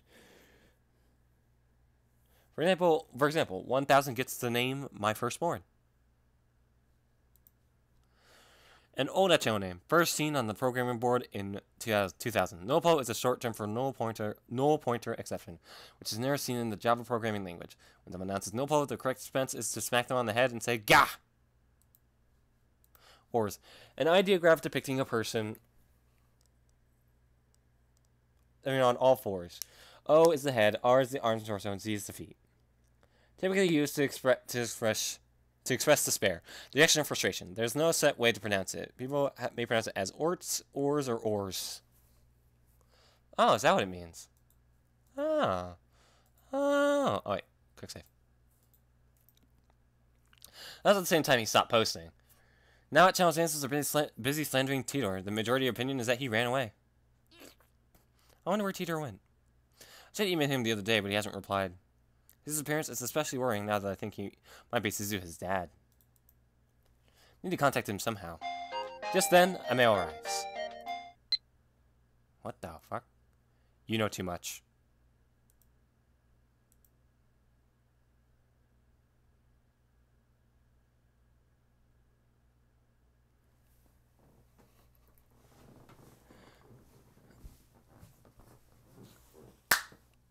I think that's enough. No, I'm just kidding. Feels as if a cold hand stroked my spine. I myself shuddering at the sight. I delete the email immediately. It's happening again. This is bad. Really bad. This is a threat. Was it sent by the organization? By CERN? Does CERN know what we've been doing? Should I report it to the police? Wait, I can't. I just deleted it. In any case, a picture alone probably isn't enough to get the police involved. Still, maybe I should talk to someone. But who? Not the girls. I can't worry them with this. I'm the adult here after all. What about Moeka?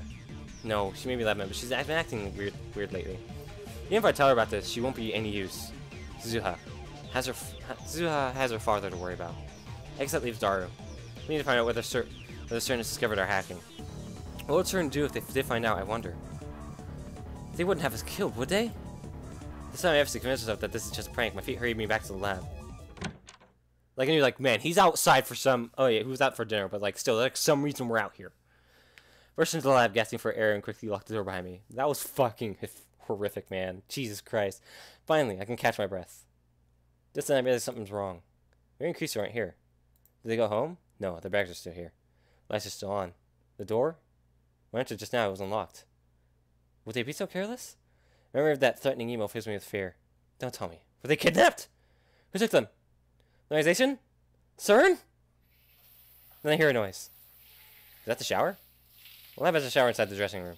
There's no bath. We can't afford such luxuries. It's too small to fit more than one person inside. There's the sound of water running. Don't open the door. I recall the famous scene from Hitchcock's Psycho. No! Fresh blood mixing to the water and flowing down the drain. The corpse of two girls brought out naked on the tile. Don't do it! Thinking those images flashed in my head, I slammed my door to... Is everyone okay? Shit! Yeah, what are you doing? Close the door! Yeah, no mediocre in? This scene, I see the wet naked bodies of two girls. Mary squats down while kids naturally twist her body, trying to speak to hide her unvegetables. Are they still at the Titor? Phew, still alive. I wipe my clothes off my brow and sigh deeply. Don't scare me like that. What are you guys doing packed into that tiny shower anyway? He just shoots me deadly glare. Get out, you perv! Whoa! I dodged a bar so in my face, then quickly flee the dressing room. Well, I suppose that was all my fault. Just knock on the fucking door! Makes you sad. I feel kind of dirty. Makes you sad. I feel kind of dirty. You're gonna regret this. I'll never forgive you! Damn it, it was just a small misunderstanding. I mean, why the hell did they decide to take a shower together when they knew I was coming right back? It's like they wanted to be seen. Creature especially. After all that talk about not wanting to spend the night with me around, she sure dropped her guard awfully fast. They're just lucky it was me who walked into them. What if it had been the organization? They need to get serious. We're fighting for our lives here. By the way, I didn't see him going on Creature's butt, naturally. How much longer are they going to shower? Look at the clock. It's already been more than 50 minutes since I got back. They were gonna be 5 minutes ago, and now I hear laughter and happy squeal coming from the shower room. It's like they're having a good time. They get along almost like sisters. How about you try and, like, you know, force them to get out because, hey, water bills, you know? That's a lot of water to waste! Wow, you're so slim. Mary, your breasts are so big, I'm jealous. They're checking each other out, aren't they? In my head, I called to everybody I saw in the shower.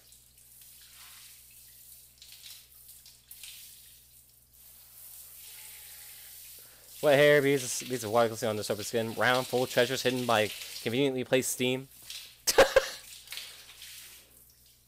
Stop! I pull my phone to my ear. It's me. We have a problem. I'm under attack from the Magolian Spot and Ditzy sisters. They're in directly after my sanity. Bold move against the insane mad scientist Kiyoma. This is the strongest defense I've ever encountered so far. I realize now that vulnerability itself can be a powerful weapon. They're pulling out all the stops. And I don't think my pants can take it. Give in to the temptation? Nonsense. I can never do that. They're fellow lab members, my old assistant, and my childhood friend. Must I? Is it truly will Steins get that I give in? Did I raise my hand against my closest companions? If so, then how cruel will the fates be? El Sai Kungru. The moment I click myself, put away my phone. I need some air. Well, I know that's one part we're gonna have to talk about on the fucking podcast. 2 days have passed since Creaser and Miyu came to stay. During that time, Dara and I have done our best to support Creaser's work on the phone wave. Names have changed. From Dara, it should be easy to use the LHC to generate black holes for our use. Black holes form at the proton collision, with lifters installed and exist for only a few seconds for evaporating. In those few seconds, CERN throws a human into the singularity. We'll use those few seconds too. The gravity of the black hole compresses matter to infinite density. CERN uses the lifter to keep compression under control, but we don't want that. We're going to dial CERN's lifter down. Not so much that it endangers the world, of course, but enough to compress our memory data under 36 bytes. Dara has been coding the necessary program. As for me, I've been searching for our lifter, the unknown device that pumps electrons into the phone wave, names have changed, and keeps our black hole open. Creaser couldn't find anything that could serve as a lifter inside the microwave, so it must be something on the outside. The CRTs! The CRTs! It has to be those, right? We're not sure what that could be. So far we had no idea where to start looking. It's like so Dario about that threatening email. But Dario says that there's no way Stern could have discovered his hacking yet. Of course, I had to make him doubly sure we hadn't been tracked. His test came back clean. I understand his confident skills, but I trust him. Dario says they haven't found out, then they haven't. But somehow knowing that does not ease my anxiety.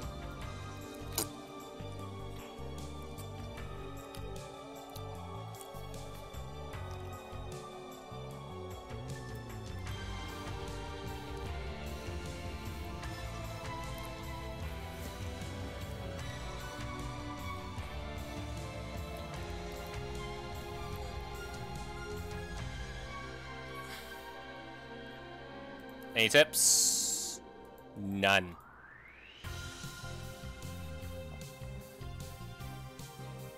This is a nice iteration of the song.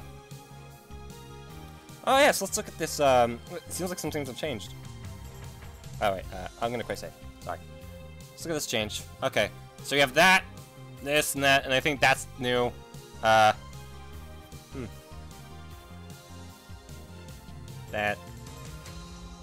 It's Friday, and although wait, I should check my messages. Let's see that. Chicago. Have you gone to any firework festivals or fireworks shows this summer? Maybe you have plans to go with Mary Chain later. Yes, I did 22 practice scenes with Samadari. So she's pretty much forgiven me. I mean, that's good, because I don't want to think of that moment anymore. But, you know, it also doesn't make sense. That's a horrible thing for... Like, it would... That grabbing scene was so out of character for Okabe. He would never do that. And he had more sense to be like, oh wait, maybe it did work. You know, that kind of thing.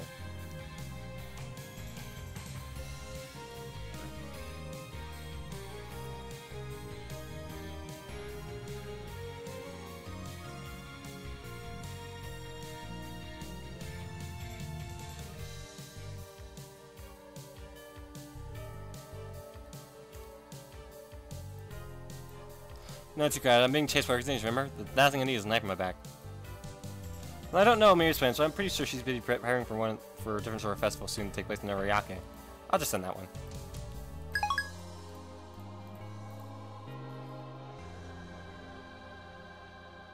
It's Friday, although we still haven't... Yeah, I think we already did that one. Naturally, that means it's time for her to give me something else to worry about.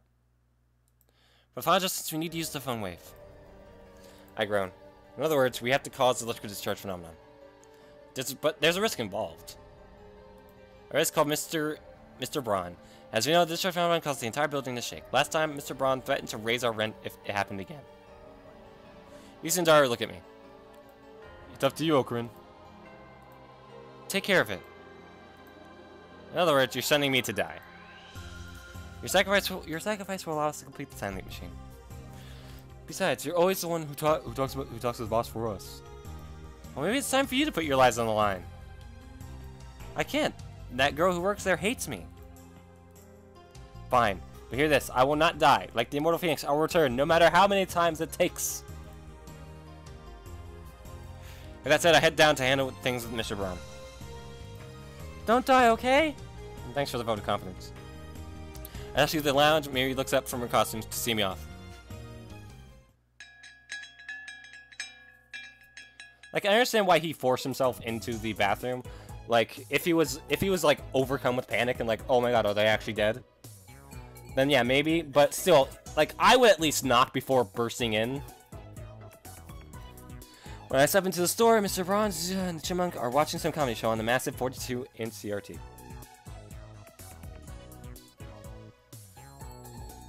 Watching TV at noon without a customer in sight. Looks like business as usual at the Braun Tube Workshop. Sup, Okabe Rintaro? Raise my hand in response to Sue's greeting. Chipmunk Nay quickly hides behind her father when she sees me. I see you're as busy as ever. Okabe, buy a CRT. Okabe, buy a CRT. No thanks, I'm not the kind of retro TV otaku. I'd rather buy an LCD. I look around the store as I answer. Huh, I just saw something. Like CERN's large hedging cloud, the phone wavelength has changed. Must have some kind of electron feed to keep the black hole open. CERN calls this feed the lifter. That's why it's in that specific time frame. Because that's when the TVs are on. We still haven't figured out what that is, nor what could be acting as a substitute lifter in our time machine. What if our lifter's somewhere in the shop? Whatever it is, must be in close proximity to the phone wave. There's a change. It couldn't work otherwise, and the Brown Tube Workshop is located directly below the lab. Oh, I gotta write this down.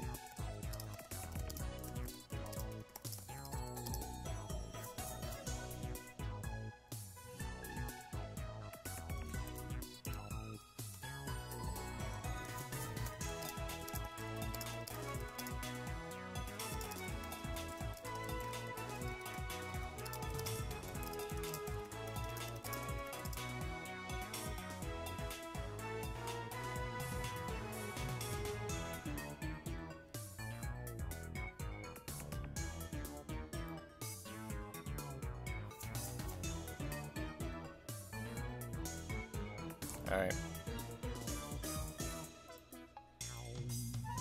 That was a question we've all were like trying to figure out during the in the podcast. We're like trying to why would it happen in a certain time frame? We thought, oh, maybe it's just a plot device, a dumb plot device.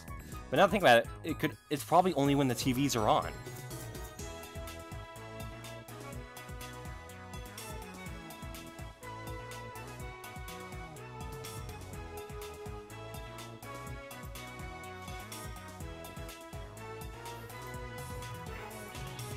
Could our lifter be a CRT? You have a lot of girls over lately, haven't you? Just the usual members. I was over the other day. Invite me next time, huh? I want to talk to some young girls for a change. Daddy, that's dirty. No, it isn't. It's marketing. Yeah, I'm looking for new customers. This is weird. Check out the scary-looking guy trying to explain himself to his daughter. Hilarious. What do you mean for change? You talk to me every day. I used to pay attention like times. I like these. I think even deeper into the darkness. Yeah. Join me, Kiyoma. Oh, attachment. Oh.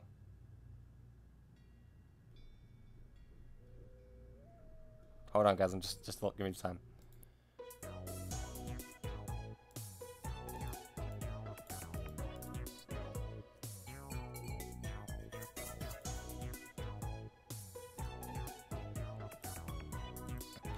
You're not young. She's the same age as Dara and I, which makes her older than Mieri or Kurisu. You say something, Okabe Rintaro? Only the truth. Nate, your father's happy as long as he has you, okay? Yep, I know, but don't say dirty things anymore, okay? It's a promise. Then he joins Pinkies with his daughter. Aww.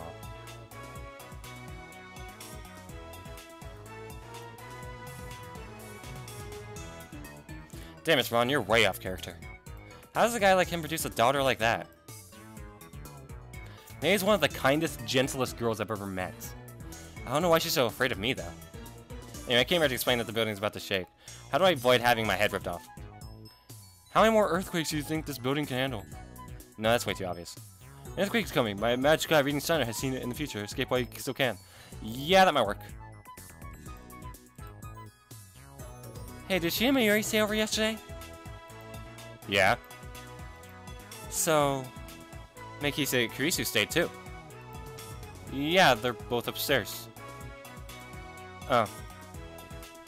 This hostility towards Kurisu hasn't abated. And how are you doing?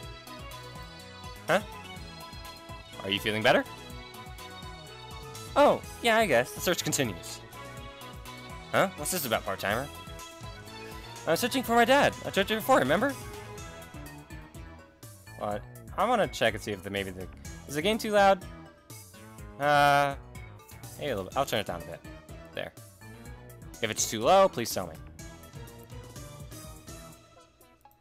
All right, go find her old man, Okabe. Why does he think he can boss me around? Thinks he owns the place just because he owns the place. Naturally, he's a fellow lab member. Leave it to us. He looks at me with a smile that shines through the gloom filling the store.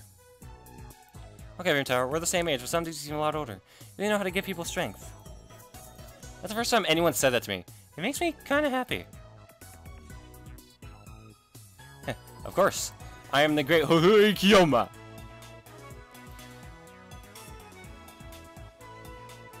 Even cowards and terrors, I envy all my madness. I can see tears pooling in your eyes. I guess my hours just too bad for a grade school girl to endure. Okay, wait, next time you scare Nay, I'll kill you. Sorry. Come here a sec. Jessica Farmer leads me away from the two Nojis, who have gone back to watching TV. I just want to say, be circumspect in your dealings with Makise Kurisu. Well, I don't even know what that means. Circumspect. Circumspect. Wary and unwilling to take risks.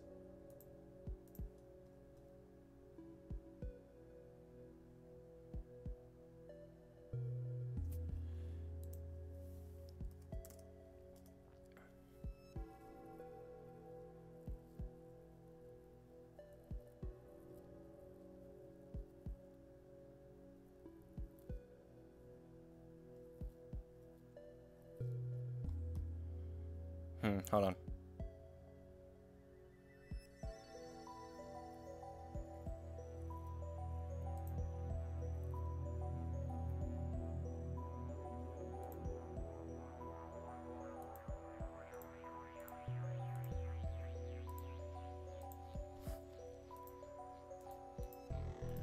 What?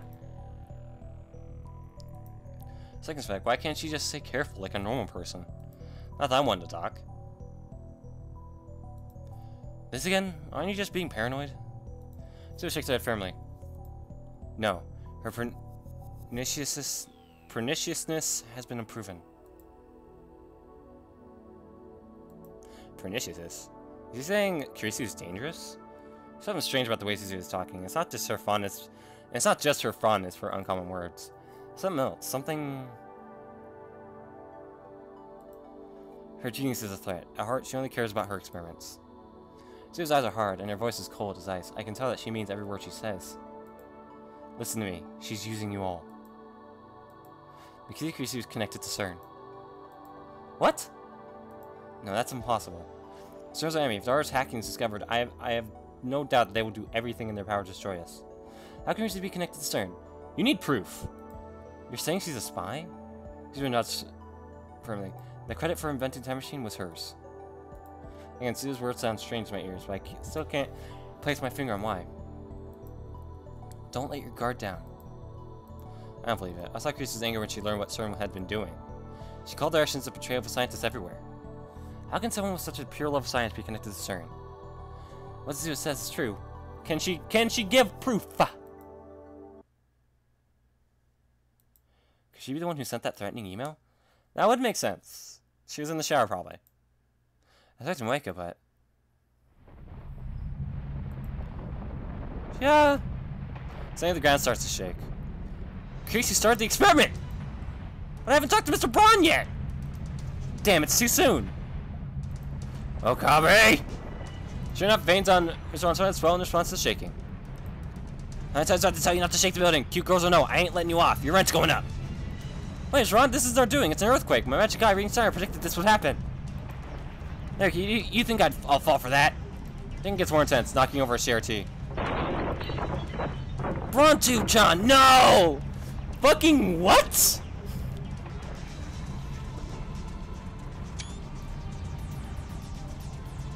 Crap, I can't talk my way out of this one. Kabe, you bastard! Bron clearly wants to snap my neck like a twig, but he elects to protect his greatest treasure, the 42-inch CRT instead. He grabs the remote and switches it off, then grabs hold of the TV and hangs on for dear life.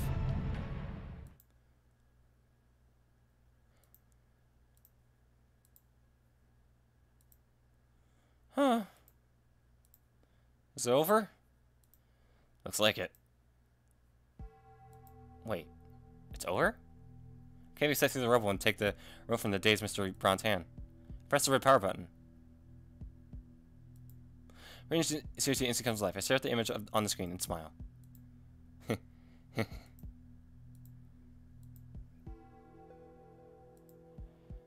What's wrong? Yeah, laughing. I've done it! I've done it! This is the lifter! It's obvious. Why didn't I see it before? Of course, this must be the work of Steins Gate. It chose this moment for a reason.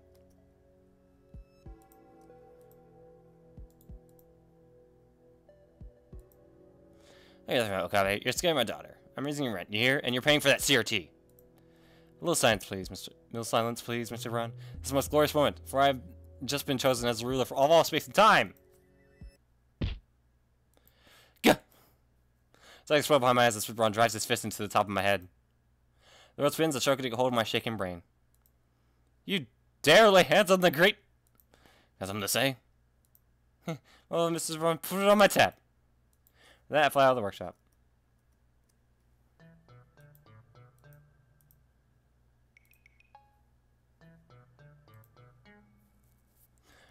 Oh, wait.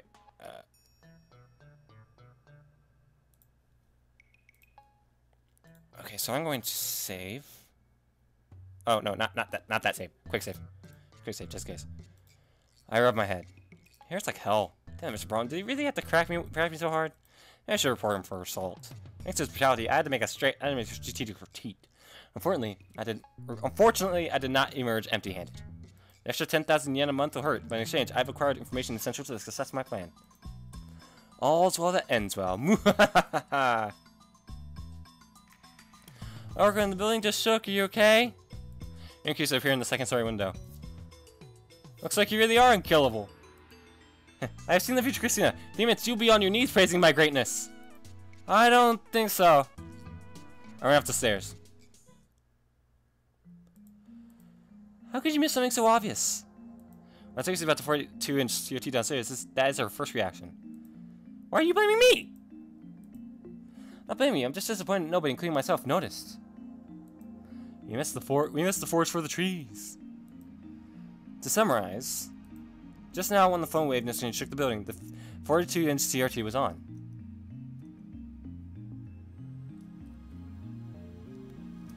When Mr. Braun turned the TV off, the shaking stopped immediately. This charge was interrupted. I put a banana in just to be sure. Nothing happened. I'm glad. We shouldn't waste food. That implies to me it's an off-point statement. We're busy reading about cathode ray tubes on the internet. It doesn't take long before you find something interesting. A cathode ray tube has a component called an electron gun, which uses extreme heat and a strong electric field to accelerate electrons and turn them into a beam. The electron beam striking the TV screen's phosphor layer is what generates the picture. An electron gun would certainly work as a lifter. We found the answer. Electrons emitted by the 42-inch CRT are holding the phone wave's black hole open. And this charge phenomenon is a result.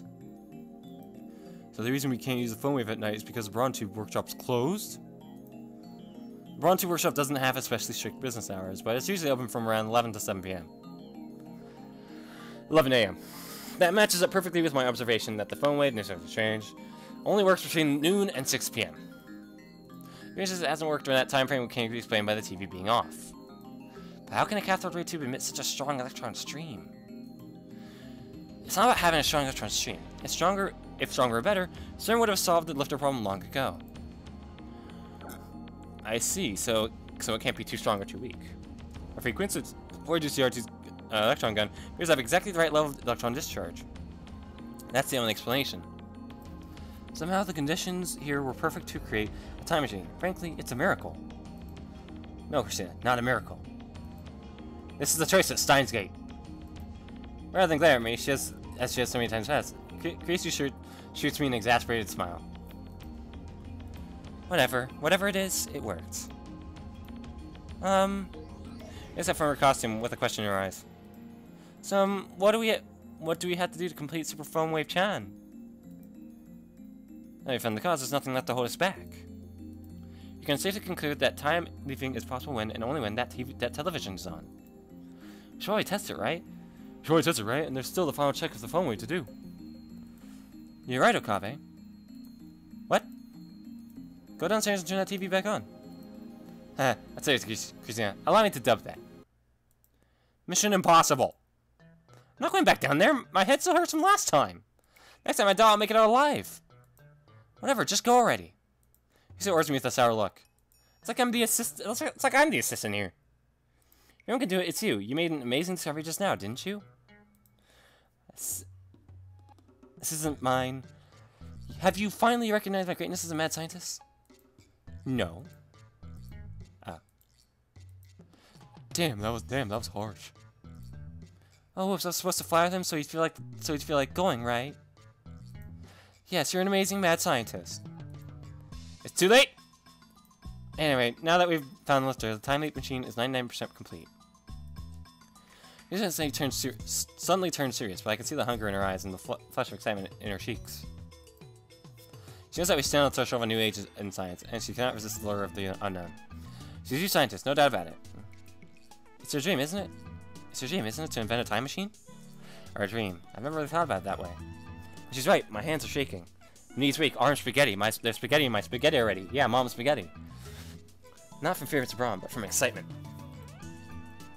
I will become the undisputed Lord of Time. With that power, I shall shadow the system in chaos, and chaos will rule the... Okabe. Finish that speech. I wasn't asking who and Kuroba. I was asking Okabe. She spears me with her gaze. I meet it head on. After 3 moments, I feel my mouth curve into a smile. I'll do it. Leave it to me. With that, I head downstairs. A cracked skull and an empty wall are a small price to pay for it's not for science. Shinjaro sent me off with applause for some reason. Mary is the only one who looks worried, but I pat her on the head in reassurance. Hey, downstairs, the student and the chipmunk are sitting side by side on the bench outside. Stop! And he gives me a quick bow, then hides behind Suzuha. I think I should put the boss in a bad mood. Nate and I are waiting it out. Damn, now I really don't want to go in there. Are you okay? Dad hit you pretty hard. I'll have you know that my brain is more valuable than the Mona Lisa. Your father may have set humanity back 100 years by wiping out my brain cells. Such a regrettable loss. Suzuha clasps her hands, it's all prayer!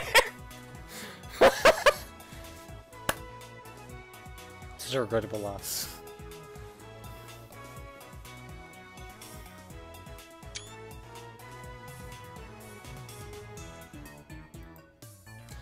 I'm not dead, just my brain cells. I'm sorry, Dad did something bad.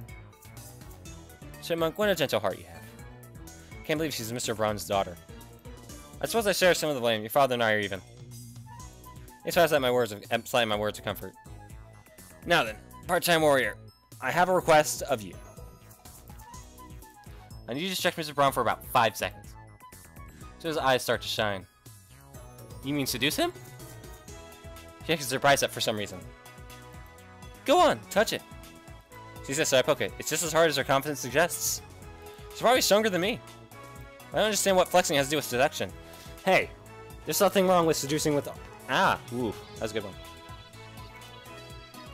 Nobody said anything about seduction. It doesn't matter how you do it. I'm not much of a warrior. I'm not much of a warrior if I can handle that. Besides, you said you'd help me search for my father, right? I'm only returning the favor. I see. Then I leave it in your capable hands. Ayameo! You return. Don't go places together. You're both lab members, and I heard you were childhood friends, so I thought. I'm sorry if I'm interested. P.S. I did 30 practicing the Samadari. It's my girl. Okie dokie. So, don't be mean to Daddy, okay? Don't worry, I won't be mean. Indeed. I want to complain that he's the one being mean, but I just said we were even, so I refrain. But here, Nay. Chipmunk nods. In this story, we find Mr. Braun cleaning up the pieces of the broken CRT. When he hears me, another vein pops on his forehead. If you came to apologize, I'll listen. But your rent's going up, understand? I'm sorry about what happened. I overreacted. As a second apology, my lab's representative, Zuha, would like to present you with a gift. Boss, get ready! We figure a shout, which in no way... Oh god, no. Which in no way seems appropriate for seduction. Zuha whips off her jacket and...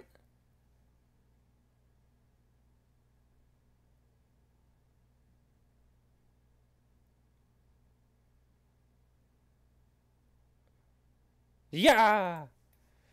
Throws it into Mr. Braun's face. What the fuck? I can see a bra. No, wait, that's not a bra, but a tight tank top that leaves her midriff bare. Izila shows no sign of embarrassment as she rushes Mr. Braun. She's just behind him, grabs her coat, and pulls it tight against his face. Have your turn, now's your chance. What the fuck? No, just wait, wait just a second. This is your idea of seduction? Looks like you're trying to suffocate him. Hurry! Neuron plays his arm, trying to escape his restraint. There's a huge difference in strength between the two. It only a matter of time before he shakes Zuha off. Well, don't worry, your husband will be remembered. I just kind of grab this remote and switch on the 42-inch CRT. There were 2 seconds in between the giant screen. At the same time, the ceiling starts shaking. PC activated the phone wave with perfect timing. You say Ghetto Tower, what's going on? Should you take off her clothes without knowing why? Your lightsaber part, don't worry. If you can, keep him restrained for 10 more seconds. That time I escape from the store. Outside Nate's following earthquake Jewish procedure, crouching while protecting your head. I ignore that and look up to the second floor.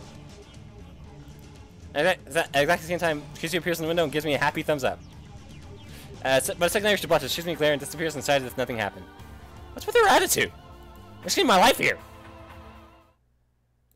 In any case, the experiment was a success. The 42-inch CRT was the key, as I suspected. Now, how do I explain this to Mr. Braun? I don't want him to kick us out of the building. Perhaps I shouldn't have left it to Zuha. I think they peek into the store to gauge the situation. Come on, boss, give me back my jacket. She's there, fidgeting in her tank top as Braun glares down at her. Shut up, I'm confiscating this. You pervert? You're the pervert throwing your shirt in my face like some kind of dancer. That's pretty kinky. Gotta remember to thank Okabe after I kill him. What? Kinky? Don't say things like that. It's gross. You know, what the fuck? You know, thinking of like Zuha, she probably has like amazing abs if she's that strong. You know, you can work like that for the rest of the day. Go stand out front and use that flat tongue of yours to attract customers. I'll tote nay on you. Huh, who's she's gonna be? You? Or her old man. Damn. No problems here. This seduction strategy worked, I guess. Zeron, what a guy.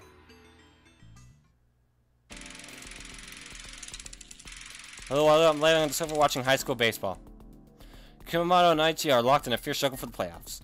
Just then, the click-clack of sewing machine in the lounge suddenly stops. Okay, can you come here? That's me while holding the costume. What's she want? I walk over to her. You want this for me? Spread it out like flap. Yushi, see flap again. Don't! Flap! I got a flap.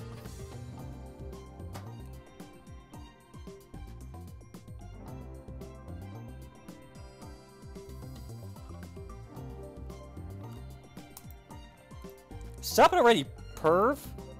Follow Mary's directions to spread the costume out by the sleeves. Flap. She looks from a few paces away. So I believe, given her usual distance, Mary is very serious about her art. That's why cosplayers value her costume so highly. The costume I'm holding now is custom made for Lukaku. I thought Lukaku was against it, but I guess Mary managed to persuade her. Okay, thanks! Mary looks tired. She's been working all night. That doesn't dim the brightness of her satisfied smile. Finished! It's done?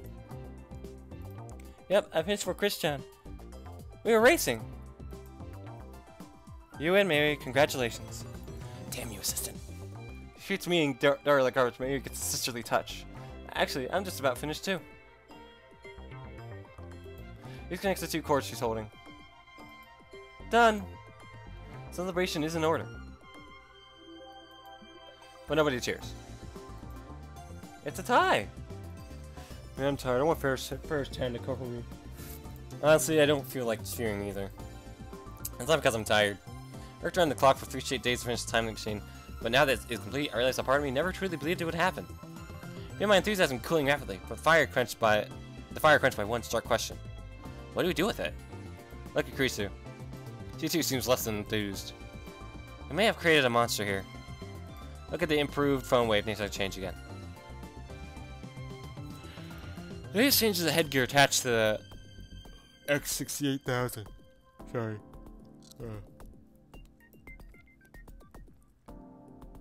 Looks like something have a low budget cyberpunk movie. Fortunately, we don't need nerve jacks or brain chips for it to work. You just put it on and let the sensors do the rest. Why don't we decide what to call it first? I vote Heavenly Express. Phone Wave 3rd Edition version 1.0. So they have Phone Wave Chan. No consensus. You guys have too much free time. Does that mean you're abstaining from the vote? Time Leap Machine. That's terrible. Come on. Simple is best, right? I mean, that's what Okabe's been calling it for the past few days. Looks like an assistant has zero naming sense. I don't want to hear that from the Chunibu head case like you. Oh, so because she knows the word Chunibu, I sense your otaku level is quite high. I heard it from a friend. I have no idea where it comes from. Huh. A bald-faced lie. Just confess to being an at Chandler. Issei meets my grin with an icy glare. It's up to you, Mary. Choose one. Whoever has right into on the name, the right to decide belongs to Mary. I think Time Machine's fine. Silly hat, Phone Wave Chan is super close though. Somehow I knew she'd say that. Like I said, simple is best. Mary gets it. Hehehe. I want to object, but it's not reasonable not to complain once Mary's made a decision. Very well, Time Leap Machine it is. Assistant, explain for us all how the Time Leap Machine works. I know the basics, but I want to hear details.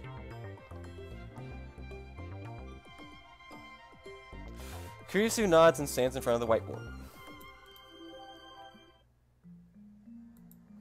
In short, this device converts memories to data and sends them to the past. Let's begin with what we know. By free coincidence, the phone wave is able to produce ring singularities, much like John Titor's time machine. Through the ring singularity, we are able to spend up to 36 bytes of data to the past. The signal can only be received by phones. While that does limit the range of the effect, it also removes an element of uncertainty from the equation. I need to ask something. I'm kind of...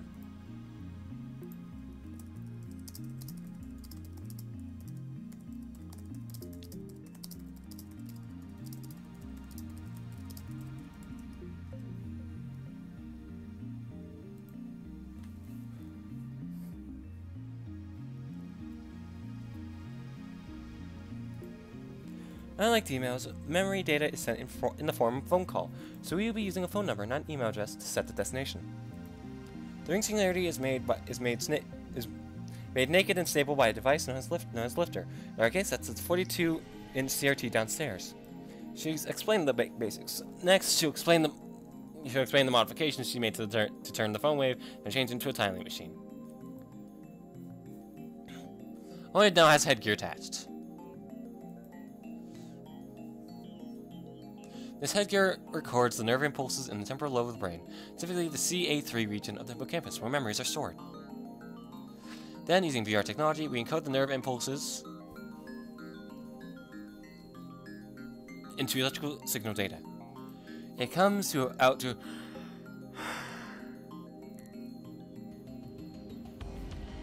approximately 3.24 terabytes. So I can fit millions of I can fit like hundreds of games inside my hippocampus, man.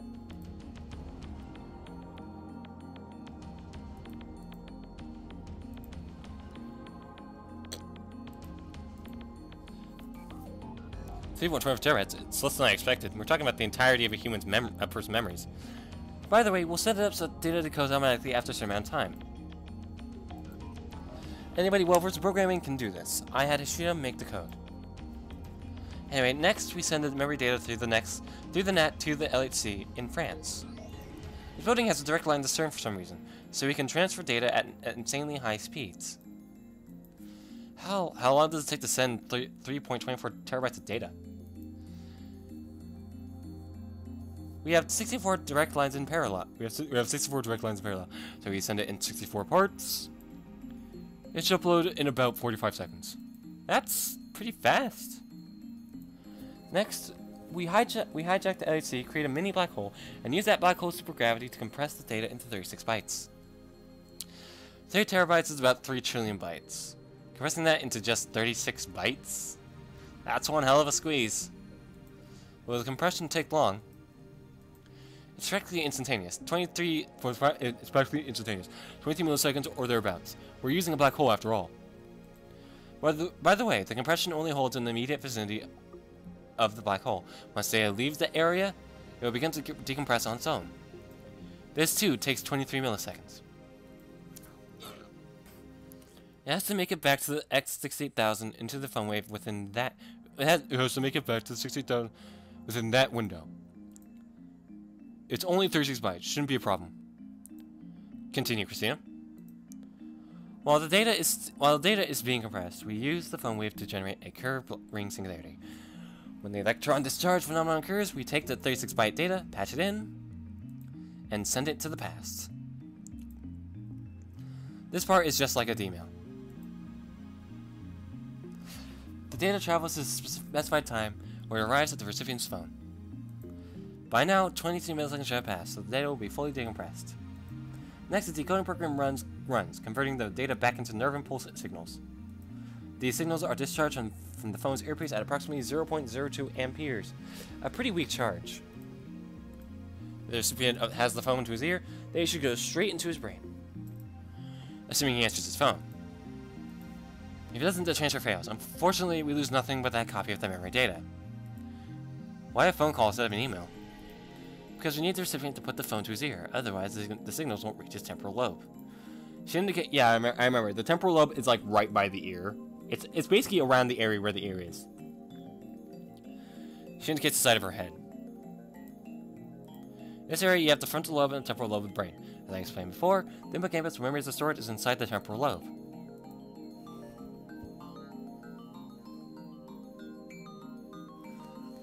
Is this Hippo-chan? The phone wave sends out electricals that pass through the temporal lobe and into the hippocampus, overriding the recipient's memories. At the same time, the phone sends impulses that stimulate the frontal lobe as well. This is important. Remember that the frontal lobe is responsible for sending retrieval signals to the temporal lobe. This is how you remember things. By stimulating the frontal lobe, we force it to send retrieval signals key to the new memory data. Thus, the recipient recalls all of those memories as if they were his own. Which, of course, they are, or will be in the future. This happens in less than a second. Now the recipient has the same memories as the sender. The time leap is complete. If the data came from 1 week in the future, the recipient will remember that week as if he experienced it firsthand. We need to be aware that consciousness and personality aren't transferred. Both of those depend on the recipient. Explain it with boobs. With boobs? He dissolves into a blushing, staring mess. Looks like it's up to me to answer Dari's question. No, it's boobs, obviously. Let's say we send your memories to you in grade school. Right now, you're some kind of omnisexual pervert who thinks inanimate objects are hot. But in elementary school, you're still an innocent child. I was a boring little bastard who did nothing but study. What of it? Basically, that little bastard would suddenly have all your perverted memories, but his reality wouldn't change. It's not like you'll become that famous anime detective with the looks of a child and the brains of an adult. What? That sucks. This isn't the first time, this isn't like the time we've seen the sci-fi novels. We aren't yet capable of transferring personality and consciousness. Ahem. Since you need a phone to receive the signal, you can only send memories to the times you had one. We also need to make sure that the sender and recipient are the same person. If someone besides your past self, your parents or a friend, for instance, answers the phone, then nerve impulse signals will be projected into their brain instead. If that happens, your memories could overwrite theirs, which could obviously cause serious damage to their psyche. Christy answers her exclamation and takes a short breath. The lab falls in silence. I exchange glances with Christy and Dario. I look at Mary, but her expression is blank. I guess it was too complicated for her. So, I kind of thought it's time for the $1 million question. What do we do with it? Do with what? Time machine, of course. What do you do with it? For once, my sister has nothing to say. I know that she fears we create a monster. Honestly, I feel the same way. In a few moments, Creasy finally speaks. It's too much for us to handle, that's for sure. The safest thing would be to hand it over to the government for professional research. I think though she's not pleased I've reached this conclusion, she obviously would prefer to experiment with this technology. After all, it's humanity's first time machine. We've finally taken our first steps towards godhood. I'm sure that the nations of the world would pay billions for just one look at our machine. The possibilities that it represents are limitless. It just doesn't feel real. Maybe she doesn't get it. That's because you didn't work on it. That's because you didn't work on it, Mayushi. Oh, right. Eehee. Alright, Yokabe. I mean you, not Huhu and Kiyama. I agree with Kyuchi that the time machine is dangerous. On the other hand, I want to experiment. I say Kyuchi gasps. But there are still questions we need to answer. This is unknown territory, not just for us, but for all of humanity. Who will time leap? I'd like to each of the lab members in turn. Daru quickly looks away. Mayuri's expression is blank. Gracie stares right back at me. It's hard to choose. I'll pass. The single person here wants the honor of being history's first time traveler. Everyone except Mayuri is probably thinking about what could go wrong. What if the time leap were to fail? It's not like CERN's time machine. Also, of becoming a gentleman is 0. This time machine sends data, not the real thing. Don't let your preconception influence your decision. You might say it's like a cut and paste of your brain. Actually, it's more like a copy-paste. And it's more just your memories. The original doesn't get erased. It's a very easy to understand example. So yeah, it's the same kind of example that fucking Soma uses. It's... I don't want to explain Soma, I don't want to ruin it for anyone. That's the problem. Time flows in a straight line from past to present to future. At least that's how most humans see it. This raises several questions. What if there's an error somewhere and the data itself gets fractalized? Let's say I send my memories an hour into the past. My memories would be replaced by fractalized data. In other words, data full of tiny holes. Couldn't that cause memory loss? I suppose. 1 hour later, we arrive once again at the present. At that time, the me who lost his memories an hour ago and the current me conflict in my brain. Which data set survives? Logically, the present should change as soon as you send your memories to the past. The conflicting current me disappears then. So then it's not a copy paste at all, is it? I don't know. No one's ever experienced time travel before. When we send a D-mail, the world is reconstructed based on the change we made to the past. I'm the only one who's aware of this, however. We don't know what happens when you time leap. If it's as many words to prediction like Titor said, then the instant you time leap, it creates 2 possibilities. One where you shift to another world line, another where you travel back in time on the same world line. Of course, there must also be a world line where the current you doesn't disappear. That would likely correspond to the present that we are experiencing right now.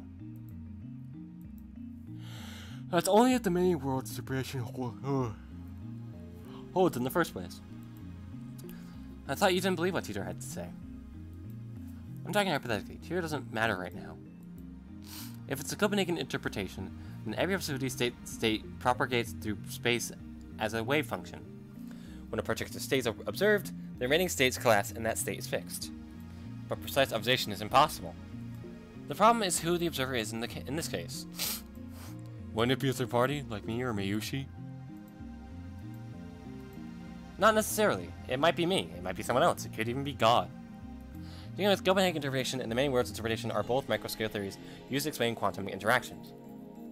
No one knows whether they can be applied to humans or the world at large. What about my personal experiences with reading Steiner? If Steiner is the sort of power I think it is, then the world line model is correct. In the end, we arrive at the question of where is the self. The Steiner machine only sends memories. That I guarantee. Won't the present be reconstructed at the moment of transfer? That's what happens to Okran's reading Steiner, right? That makes sense where D-mails are concerned. When we send a D-mail, we're obviously interfering in past events. But timing is different. All you do is send your memories to the past, which isn't the same thing as sending a targeted D-mail. Whether the me who suddenly remembers 1 hour into the future will, in fact, change the past is something we can't know until it happens. I'm getting confused. It sounds like we're talking about the soul. Isn't that a religious question? Wait, you guys are misunderstanding something. 1 hour isn't enough time for your personality to change. You should be the same person 1 hour ago that you are now. The only difference is that you have an extra hour's worth of memories. How can you be sure? Well, I can't. Nobody's tried it before. This discussion's going nowhere. Personality consciousness can't be strictly defined, so it's hard to imagine what might happen. So which is it? We don't know. We can argue the theories all we want, but in the end, we can only guess. This experiment may end up shattering preconceptions scientists and philosophers have held for centuries. We won't know until we try. That pretty much sums it up. To make matters worse, the subject must be prepared to risk damage to their psyche. Casey, Daru, and I say no more. We can't solve this problem. This is our limit as scientists. But haven't we accomplished enough already? The tiny machine itself is worthy of a Nobel Prize. We could sell the technology for billions if we so choose. If we go public with the time machine, we can break CERN's monopoly on time travel technology. That's enough. It has to be. Hey. Hey, who has been observing the discussion with glassy eyes, opens her mouth to speak. I have an idea. Why don't we make a banana time loop instead? Oh, Mary. Bananas don't have brains like people do. Oh, you need a brain, huh? Mary never changes. The atmosphere in the room gets a little more relaxed. Let's not experiment. We'll entrust the time machine to a suitable research institution. Then we'll announce it to the world. Thanks to the lightening of the mood, I can finally say what was on my mind. Neither Kusu nor Daru objects. No one has touched the time machine since that discussion. As it sounds, I can't shake the feeling that it might suck my memories out and fling them into the past. Oh, the machine does have its appeal, of course. We're all tempted by the idea of becoming humanity's first time leapers. Yet the fear of what could happen won out in the end. Perhaps as a way to forget our fears and move on, we decided to hold a celebration to mark the completion of the device. Everyone feels a need to let loose after working so hard on the project. I've Daru ordered pizza while Chris and I go shopping for snacks. Akiba has always had a lack of supermarkets. That hasn't changed even with the anime store's gone. Sweet outfits. That's actually a pretty cool outfit.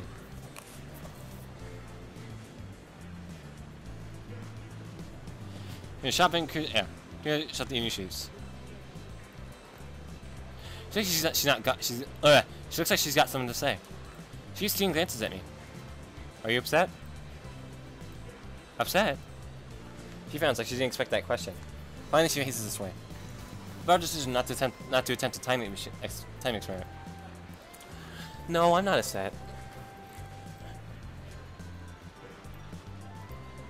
Humans are temporal beings.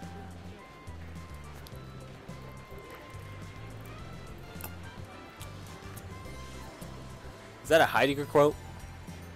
That's a Heidegger quote. I was actually relieved when you made the decision not to use the machine. If you hadn't been there, I might not have been able to stop myself. Thank you. What's this? Gratitude? Does she have a fever? Put my hand to her forehead to check. She creasy twitches. What are you doing? You're talking like an assistant for a change. I thought you might have a fever. Drop my hand. I'm not grateful to you or anything, okay? My voice is louder than it should be, and several people glance at us. Kusu blushes and hangs her head. If Daru were here, he'd probably get all excited and say, "A real tsundere, sweet!" Anyway.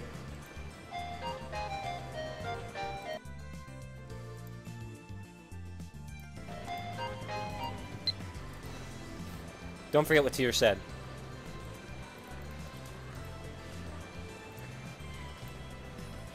That thank you was just a formality. Don't get me wrong, okay? Of course, I only did what I had to. I am the founder of Future Gadget Lab. My first priority is to protect the welfare of my lab members. So I have no need for your thanks. And yet you always talk about plunging the world into chaos. You are my allies, and the world is my enemy. I'm speechless. You're too self-righteous. You say speechless, yet you're speaking? Don't argue semantics. It's quite mysterious, really. It's only been 2 weeks since Kurisu and I met. And yet it already feels natural for us to be walking together, exchanging banter like this. Perhaps feeling our efforts to create something new, dangerous though it may be, has brought us closer together. I admit that her knowledge and skills are impressive. I'd like her to remain at the lab if at all possible, but she says she's going back to America this month. It's already the 30th, so I wonder when she plans to return. I decided to ask her. Oh yeah, I forgot to get a plane ticket. I got too caught up in improving the phone wave. Going public with the time machine will send the world into uproar. We also plan to expose Sir, remember? You may not be able to go back to America for some time. I guess you're right. I should call Mama and let her know. Looks like things are going to get busy. Naturally, I want Kurisu to stay with us to the end. A little bit after we return to the lab, Mary gets back. Totoro, I'm back! Seems Mary went to Lukaku's. Suzuha shows up a few minutes later and our development council comes to order. Dora ordered 3 pizzas. We also lined up all the snacks we brought on the table. Just like the party we had a few days ago to cheer up Suzuha. Mary wanted to decorate the room, but since everyone's tired, I dismissed it as unnecessary. Next, Suzuha managed to retrieve her jacket from Mr. Braun. I mean, that's terrible. I was stuck looking like an exhibitionist all day. The Braun 2 workshop closed. Suzuha made sure the 42-inch CRT was turned off, so there's no need to fear any malfunction from the time leap machine. A heavy sigh escapes my throat. I realized that I've been tense and nervous since the time leap machine was completed. Now I can finally relax. The topic of the time machine has become taboo. The topic of the time leap machine has become taboo. Even Kurisu doesn't bring it up during the meeting. Dar, why did you order the exact same pieces before? I mean, that's find the exact same ones you got for Suzuha's party. Because I like it. Naturally, I'm not amused. Okrin! I called Fair-chan and Nuka-chan, but they said they couldn't come. Oh, do they have plans? Fair-chan has a Rhinet tournament. Crap. I should have gone to cheer. How careless of me. And Nuka-chan seemed embarrassed for some reason. Maybe she thinks he'll make her wear a costume again. You still haven't convinced her to cosplay? Then what was the point of completing the costume? You said it was embarrassing. I keep telling her cuteness is justice, but she never listens. Cuteness is justice. Is that what they say? You're too cute, Chris-chan. Huh? Eh? He doesn't know how to react. She blushes, and Miri starts teasing her like a drunk old man. There's no alcohol at this party, of course. Hey, Karima's coming up. Wanna go? I can't make something new, but I have a costume of post-awakening Sarah from Blood Team made last year. I think the size is just right for Chris-chan, too. Me? Cosplay? He looks conflicted. Then she murmurs. I'm sort of interested. She sure could have fooled us before, pretending to have no interest in otaku culture. But I refuse to do it in public, though. You don't have to show anyone, but eventually you'll want them to see. The cosplay demon compels you. The cosplay demon? That reminds me, Christian, you're always wearing that cute uniform. What school is it from? Oh, this?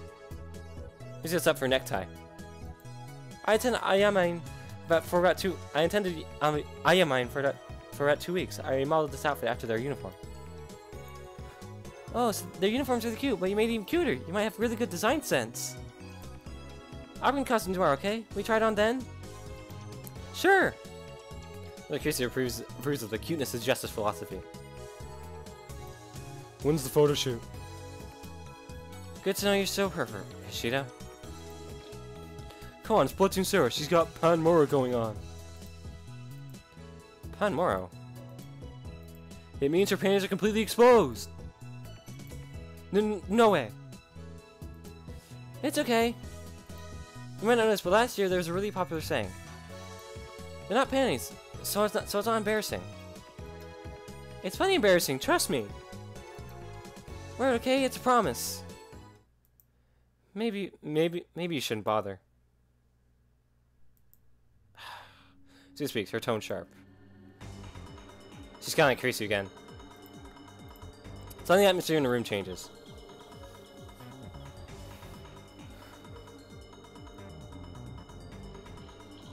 I gotta take a picture of this because this is awesome.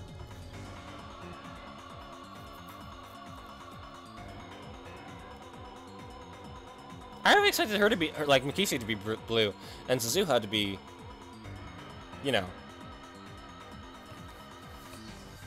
yellow because of their eyes, but I guess not.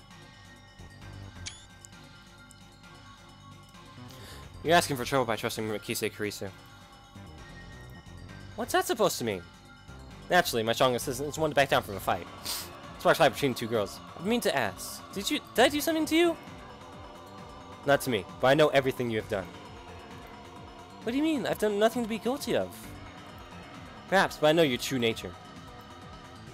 Wow, you can see through my heart? That's groundbreaking technology. I'd love to hear how it works.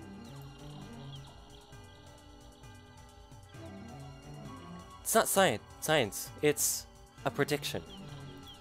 So you're just making it up. I know. Uh-oh, we got a situation here. Oh, Corinne! He clings to me with teary eyes. Stop them from fighting! This looks like a job for one only Yoma. I throw myself between two girls. Break it up, you two. I, who and Kira, shall decide this dispute. They both glare at me. Although I'm afraid of my life, I harden my resolve. The mission must succeed. First, I'll focus on Kurisu. Listen, I didn't raise you this way. You didn't raise me at all. If you want to become a true mad scientist, you must learn to keep your emotions in check even as you calculate your way to victory. Nobody asked you, and I'm already a scientist. Next, I switch focus to Suzuha. Warrior, your enemy is certain, remember? You must conserve your strength for Ragnarok. I warned you before, Okabe Rintaro. Makise Kurisu is a threat. What? You're going to mention that here, now? Oh, what's this about, Okabe? My eyes are like laser beams roaring into my skull. I want nothing more than to flee for my life. Mirai is watching me anxiously. I need to defuse the situation. Muhahaha! Looks like neither of you is willing to back down, so be it. Fight to your heart's content. Fight until there's no more fight to be had. Then share a manly handshake by the river and let friendship blossom. In the future, when it comes time for you to venture out into the real world, I hope you remember one thing. Nobody likes a mood killer. Shut up! Being at it by both of them at the same time sends shivers down my spine. It's coming. I quickly see my right arm. God, why now of all times? Calm down, right arm of mine. So I head back to Mayuri. Sorry, Mayuri. At his rate, I'll end up hurting those two. I have no choice. The rest is up to you. Jeez. Mayuri puffs her cheeks out and goes over to the two girls. Guys, Misha doesn't like it when you fight. Let's all get along, okay? Hearing this, Zika mans reluctantly comply. I said this would happen. Mayuri's the oil that keeps the gears of the slab turning along. The throbbing in my right arm dissipates. Dark conserves the chat with Suzuha, and gradually peace returns to the lab. He's in the development room, making a call. Probably to her mother in America. I sit on the sofa and watch TV while sleeping Dr. P. The TV is running a game show where cousins guess the prices of popular items at high-class restaurants. Mary sits down next to me. She feels bad and begins eating. Hey, Okarin. Mary looks around slowly looks around the map, playing all the while. It's been really lively here in the past. Oh my god. Okay, it's been really lively here these past few weeks, huh? Yeah, I guess it has. I established the future gadget laboratory around the time I entered college. It was the first step in my plan to bring chaos to the world. Hi, Mickey. Hi there. Hi. Hi there, buddy. You got a bony ass. Around time, it was around the middle of March this year, which means it's been almost 5 months. Not half a month after it was established, Mary showed up. I'm still not sure why, and became a lab man. Around a month, it was just me and Mary. Then, in May, I finally got Daru to join. All it took was telling him the lab is just a 3-minute walk from May Queen plus Nyan Squared.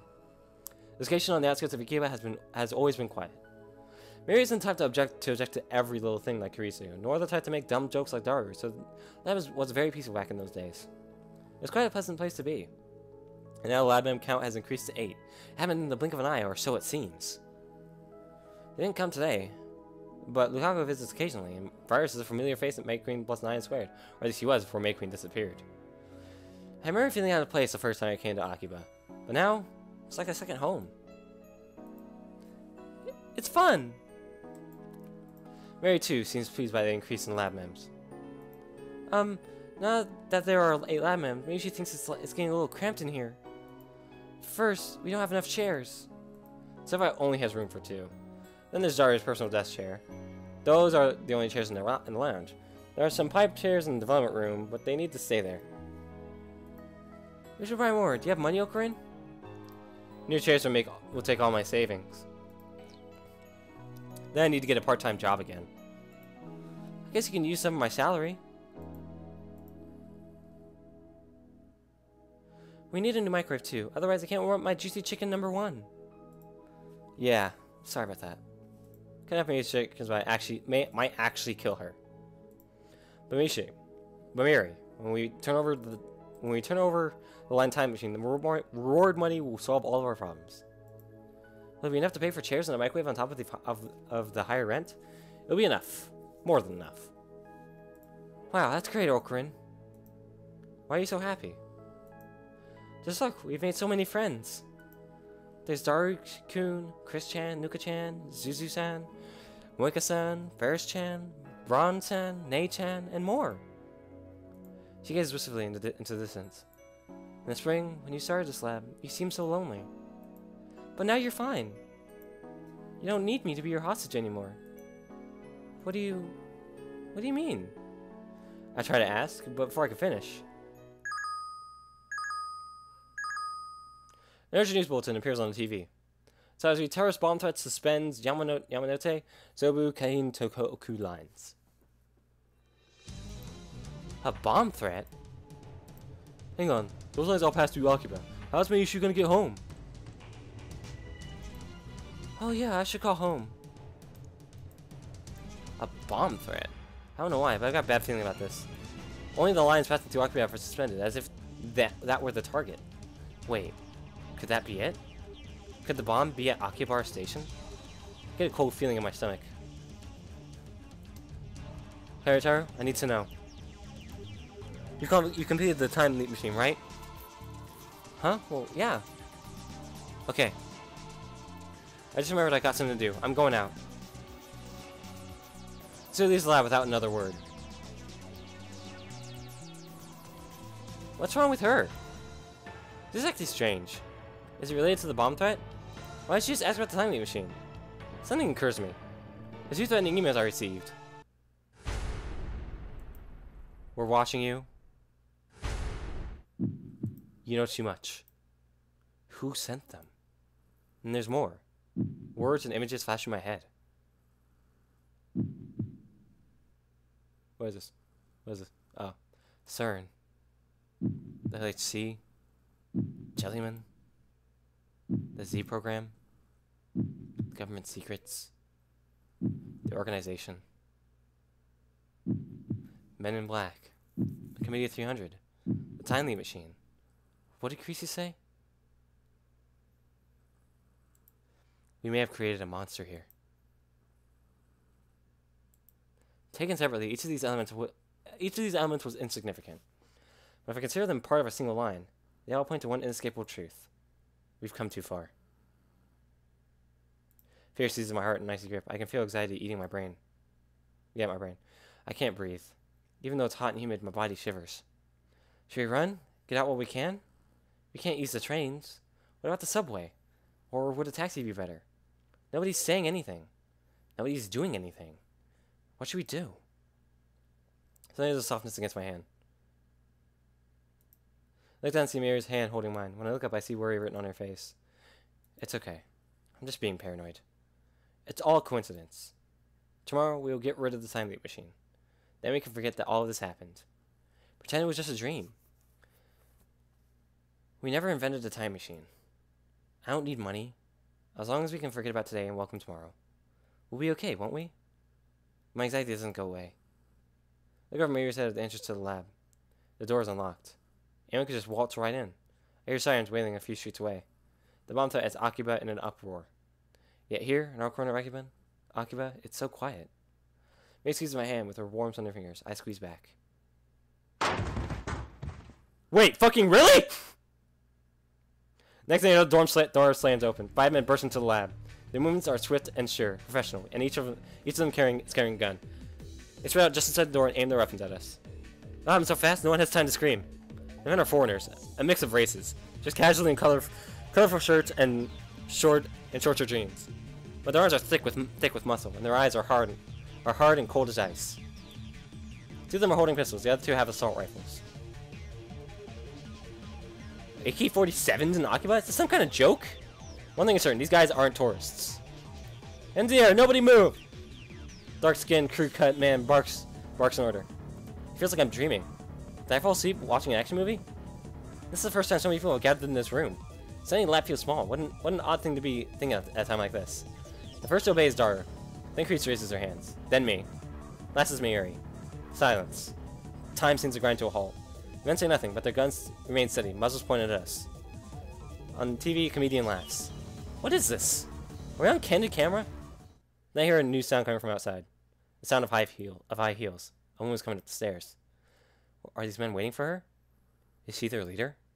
A squad of battle-hardened commandos led by a beautiful woman. It's like something out of a manga. Nothing seems real. Before long, the woman appears. Moeka? Hold on, I'm just gonna take a picture.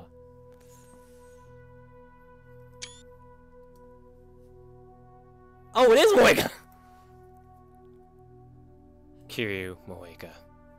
The part-time editor. The male demon, Shining Finger, who is never seen without her phone. Labman 005. Moeka? She's their leader? The least imposing woman I've ever met? Even now, she doesn't meet my stare. Her eyes are aimed down at the floor. What's going on here? Moeka-san? We're taking the time machine. As always, her words are barely audible. Ridiculous, laughable. And yet, I can't laugh. My heart is at a jackhammer in my chest. The inside of my mouth is drier than a desert. I stay still, with my hands in the air.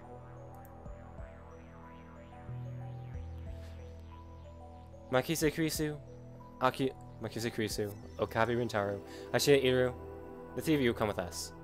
I don't understand. Why is Moeka here? I don't know, but I have to ask. What's going on here?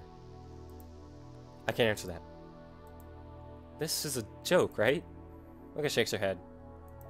You don't need to know. You can't resist. Come with us. Where? No reply. She doesn't intend to answer that either. Dangerous. These guys are dangerous. Look at their guns. Nothing good can happen if we go with them. Nothing good can happen here. I try to refuse, but my voice catches in my throat. I can't stop staring at their guns. Are they real?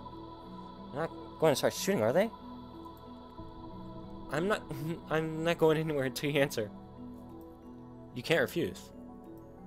You have nowhere to run. We have men stationed throughout Akihabara. Wait. Something clicks in my head. It was them. They sent the bomb threat. They stopped the trains. Why? To keep us here? Just for that? I don't want to hurt anyone. The three of you come with us. Why? Hirsu, who has kept silent until now, finally opens her mouth. Why just the three of us? That's when I realized that Mary wasn't included in Moeka's van. She only wants Kurisu, Dara, and me. I'm not answering your questions. Come with us. It's your only choice. We're not getting anywhere. Okarin? Her voice is shaking. I turn my head to look at him. He's deathly pale.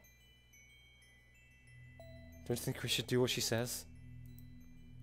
Well, she tells me the reason. Honestly, I have no idea what to do. My heart's still flooding my chest. This seems more like a dream than reality. I'm not a military otaku. I've never seen a real gun. The black shine of their weapons looks somehow tacky. They lack the imposing feel you expect. I'd believe her if she told me they were fake. Mary suddenly speaks up. Moeka-san, you're a lemon too, aren't you? As if Mary asked my question for me. Moeka was a strange woman, but I welcomed her as a lab mem all the same. What's she thinking right now? The answer. That's a gun! Moeka pulls the gun from her belt and points it at us. I realize that Moeka isn't holding her phone. This is the first time I've seen her without it. Not like that matters now. Moeka's gun hand is trembling. Is the situation affecting her too? It must be. She's terrified of talking to people. Our mission is to silence you. Silence us? Your refusal to come will change nothing. Does that mean she plans to kill us? Why? What did we do? Who sent you? Who are you people? We? She suddenly lifts her head. Perhaps the third time it's in there, she looks straight at me. Her eyes are dark and empty. Are from CERN. CERN? M4! The dark man speaks up. Is he addressing Moeka? Watch your tongue. Moeka hangs her head again. In my head, I replay the words she just spoke. CERN. They're from CERN? Why CERN? Of course, who else could it be?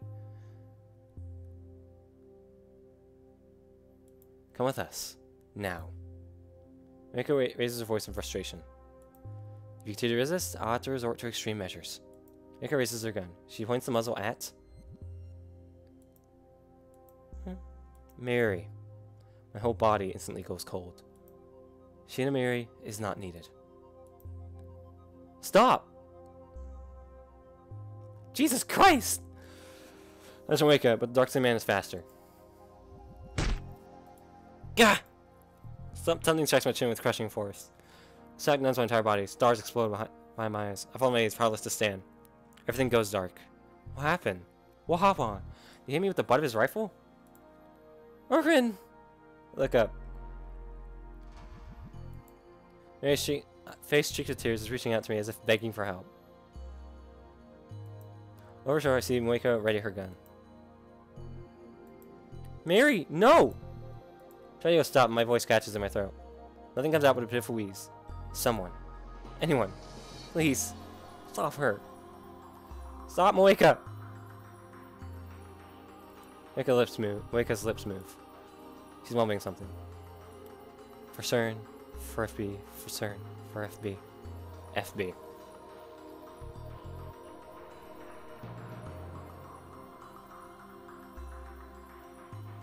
Facebook? This is all Mark Zuckerberg's fault.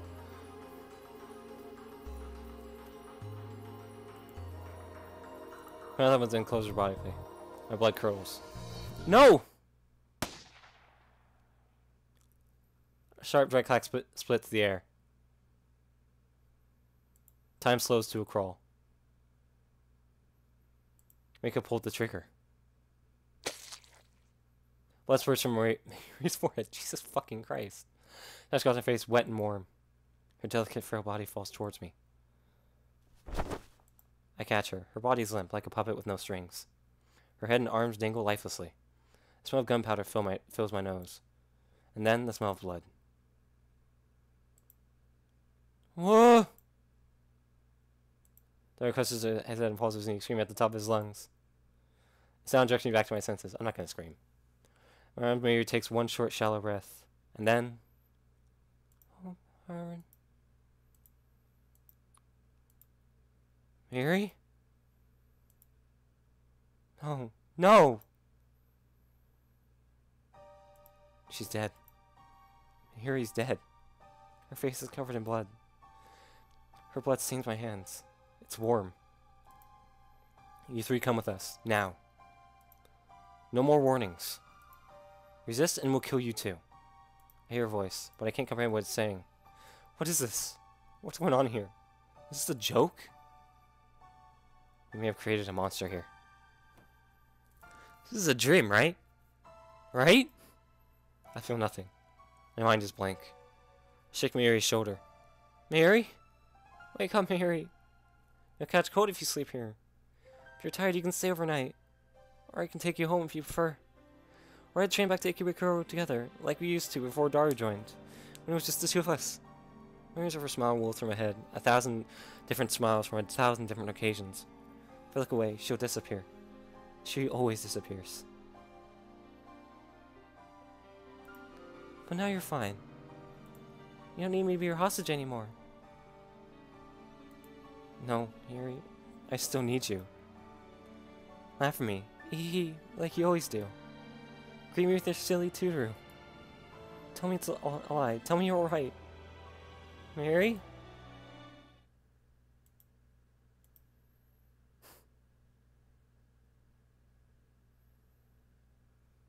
I don't know if I should act that out. Like, he screams. Red flames consume my mind, and in front of rage and hate and rage and hate and the burning desire to kill everything I see. Sitting like the motionless Mary on the floor. I stand up, and then I fling myself from Oeka. Okabe! Before I can take a step, someone grabs my hand from behind. You can't! Let me go! Let me go! You can't, they'll kill you! Mika's gun is aimed at my head. Fingers are already on the trigger. You gonna kill me too? If you resist. Okabe, do what she says, okay? Otherwise they'll kill you too. Take my hand from Creasy's grip. My vision is tunnel with Moeka on the other side. She won't get away with this. She killed Mary in cold blood. I'll do the same to her. No! Mika pulls the trigger.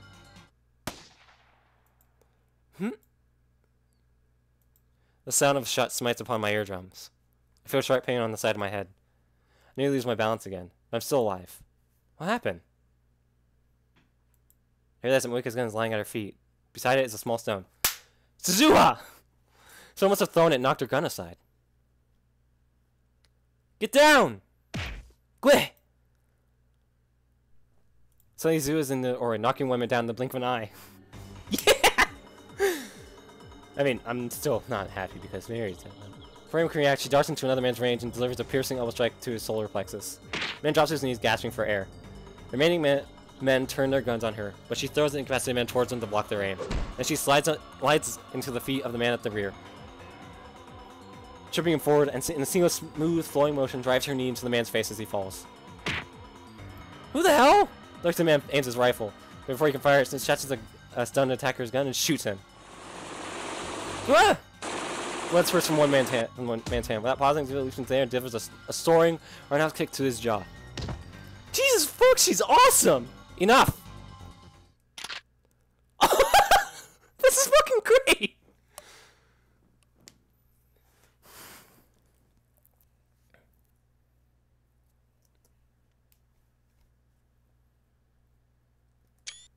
Jesus fucking Christ! This is fucking cool! Next thing you know, the 5 minutes down, Moeka's gun is aimed at Suzu's face. Suzu doesn't back down. Her gun is trained on Moeka's neck. It's a standoff. Neither moves. Steins returns to the room. Who are you? Who are you? 42. Suzu's reply makes no sense. She glances at me. TV. What is she say? She turned the TV on! What's she saying? Turned on. What? Suddenly, Creasy springs up and makes a break for the development room. Don't move! That's my line! The same as the meaning of Suzu's words. The 42-inch TV downstairs. It's on. She wants me to use the timely machine. Look at Mary's body. She's lying there quietly. If they know that they're coming, he can get them out! Her eyes are closed. They'll never open again. One of the men Suzu knocked out starts to moan. They wake up. It's all over. Suzu looks at me again. Her eyes implore me to make my move. If I use the time machine, I can avert Mary's death. But at the same time, it could fry my brain. Fry my brain? So what? What is there to fear? Mary's dead, shot in cold blood. This isn't right. I won't accept it. Then change it. Change the past. You have the power. Use it. This is gotten good. I second to the development room. He's about to put on the headgear. I pull it away from her. Okabe. I'm going back. No, I should be the one to... I grab his wrist as she tries to take it back. I stare into her eyes wet with tears. I will save Mary. What if it fails? I ignore her and pull on the headgear. Mika's last shot grazed the side of my head. My ears are still ringing, and there's blood on my neck. It doesn't matter. I might fail. I might even die. But I have to try. It's my only chance to save Mary. Creasy bites her lip and activates the X-68000. Haru and Taro, one of them's moving. Get in there! Kill them! Damn kids! The grown man staggers into the development room. As you appear on New Street, I grab future gadget number 4, Moad Snake, from the shelf and flick the switch. White smoke instantly. Oh! rendering it impossible to see. Kill them! Ah! Krisu? Okay, are you sure? Are you sure about this? Really? Do it. Okay, so activate the machine. Ah! Main flares in my right arm. Was I shot? Doesn't matter. I see blue white light shining through the smoke. The charge is starting. The light rapidly glows brighter. The floor begins to shake. Singularity is open! I crouch down, holding the headset steady with one hand.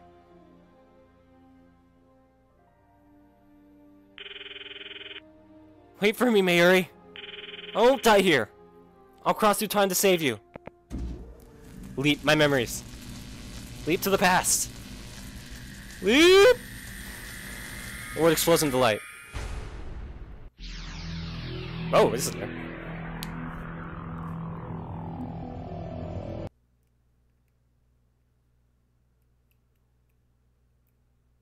I can't stop here! Damn it! Tips.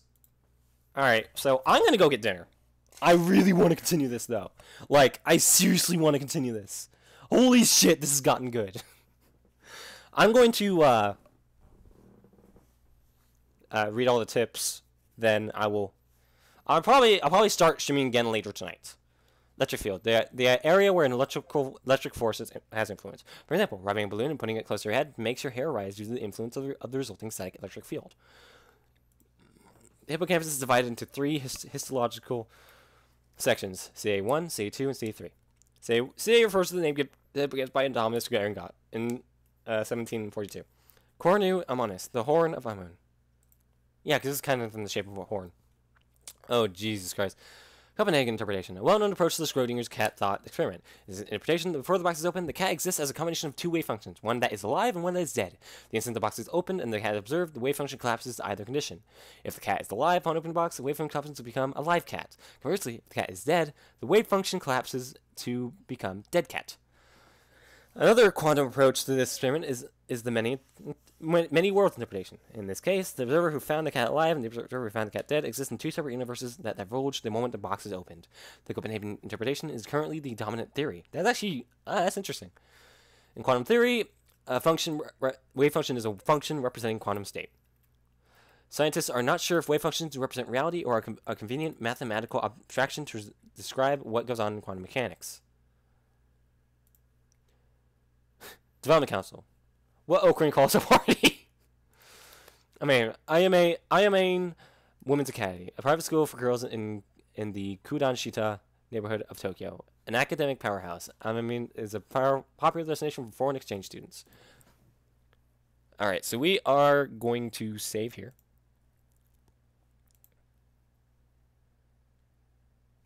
I'm gonna lock this one. Alright. Exit game. We are... Oh my god. Just like... Oh my god. That was...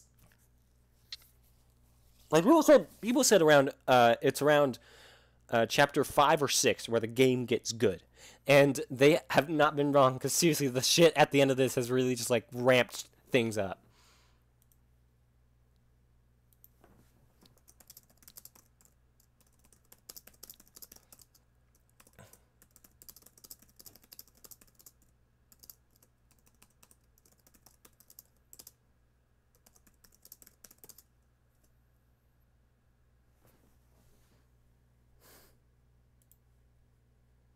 Oh, that's good.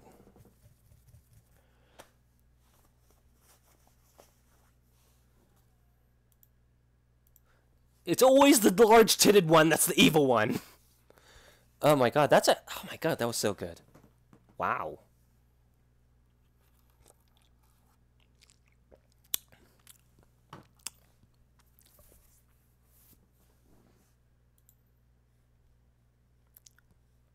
Yeah, so far I am loving it. Hopefully I'll be able to continue later tonight, because I gotta play more. I have to.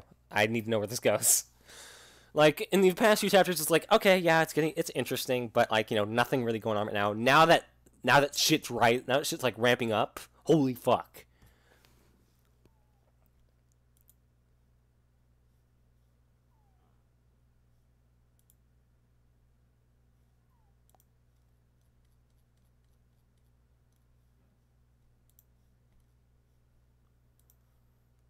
And if not, then I'll at least get back to it tomorrow.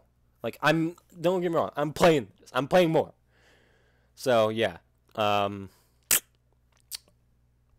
Thank you guys for watching. I'll either see you later tonight or later tomorrow. So, see ya.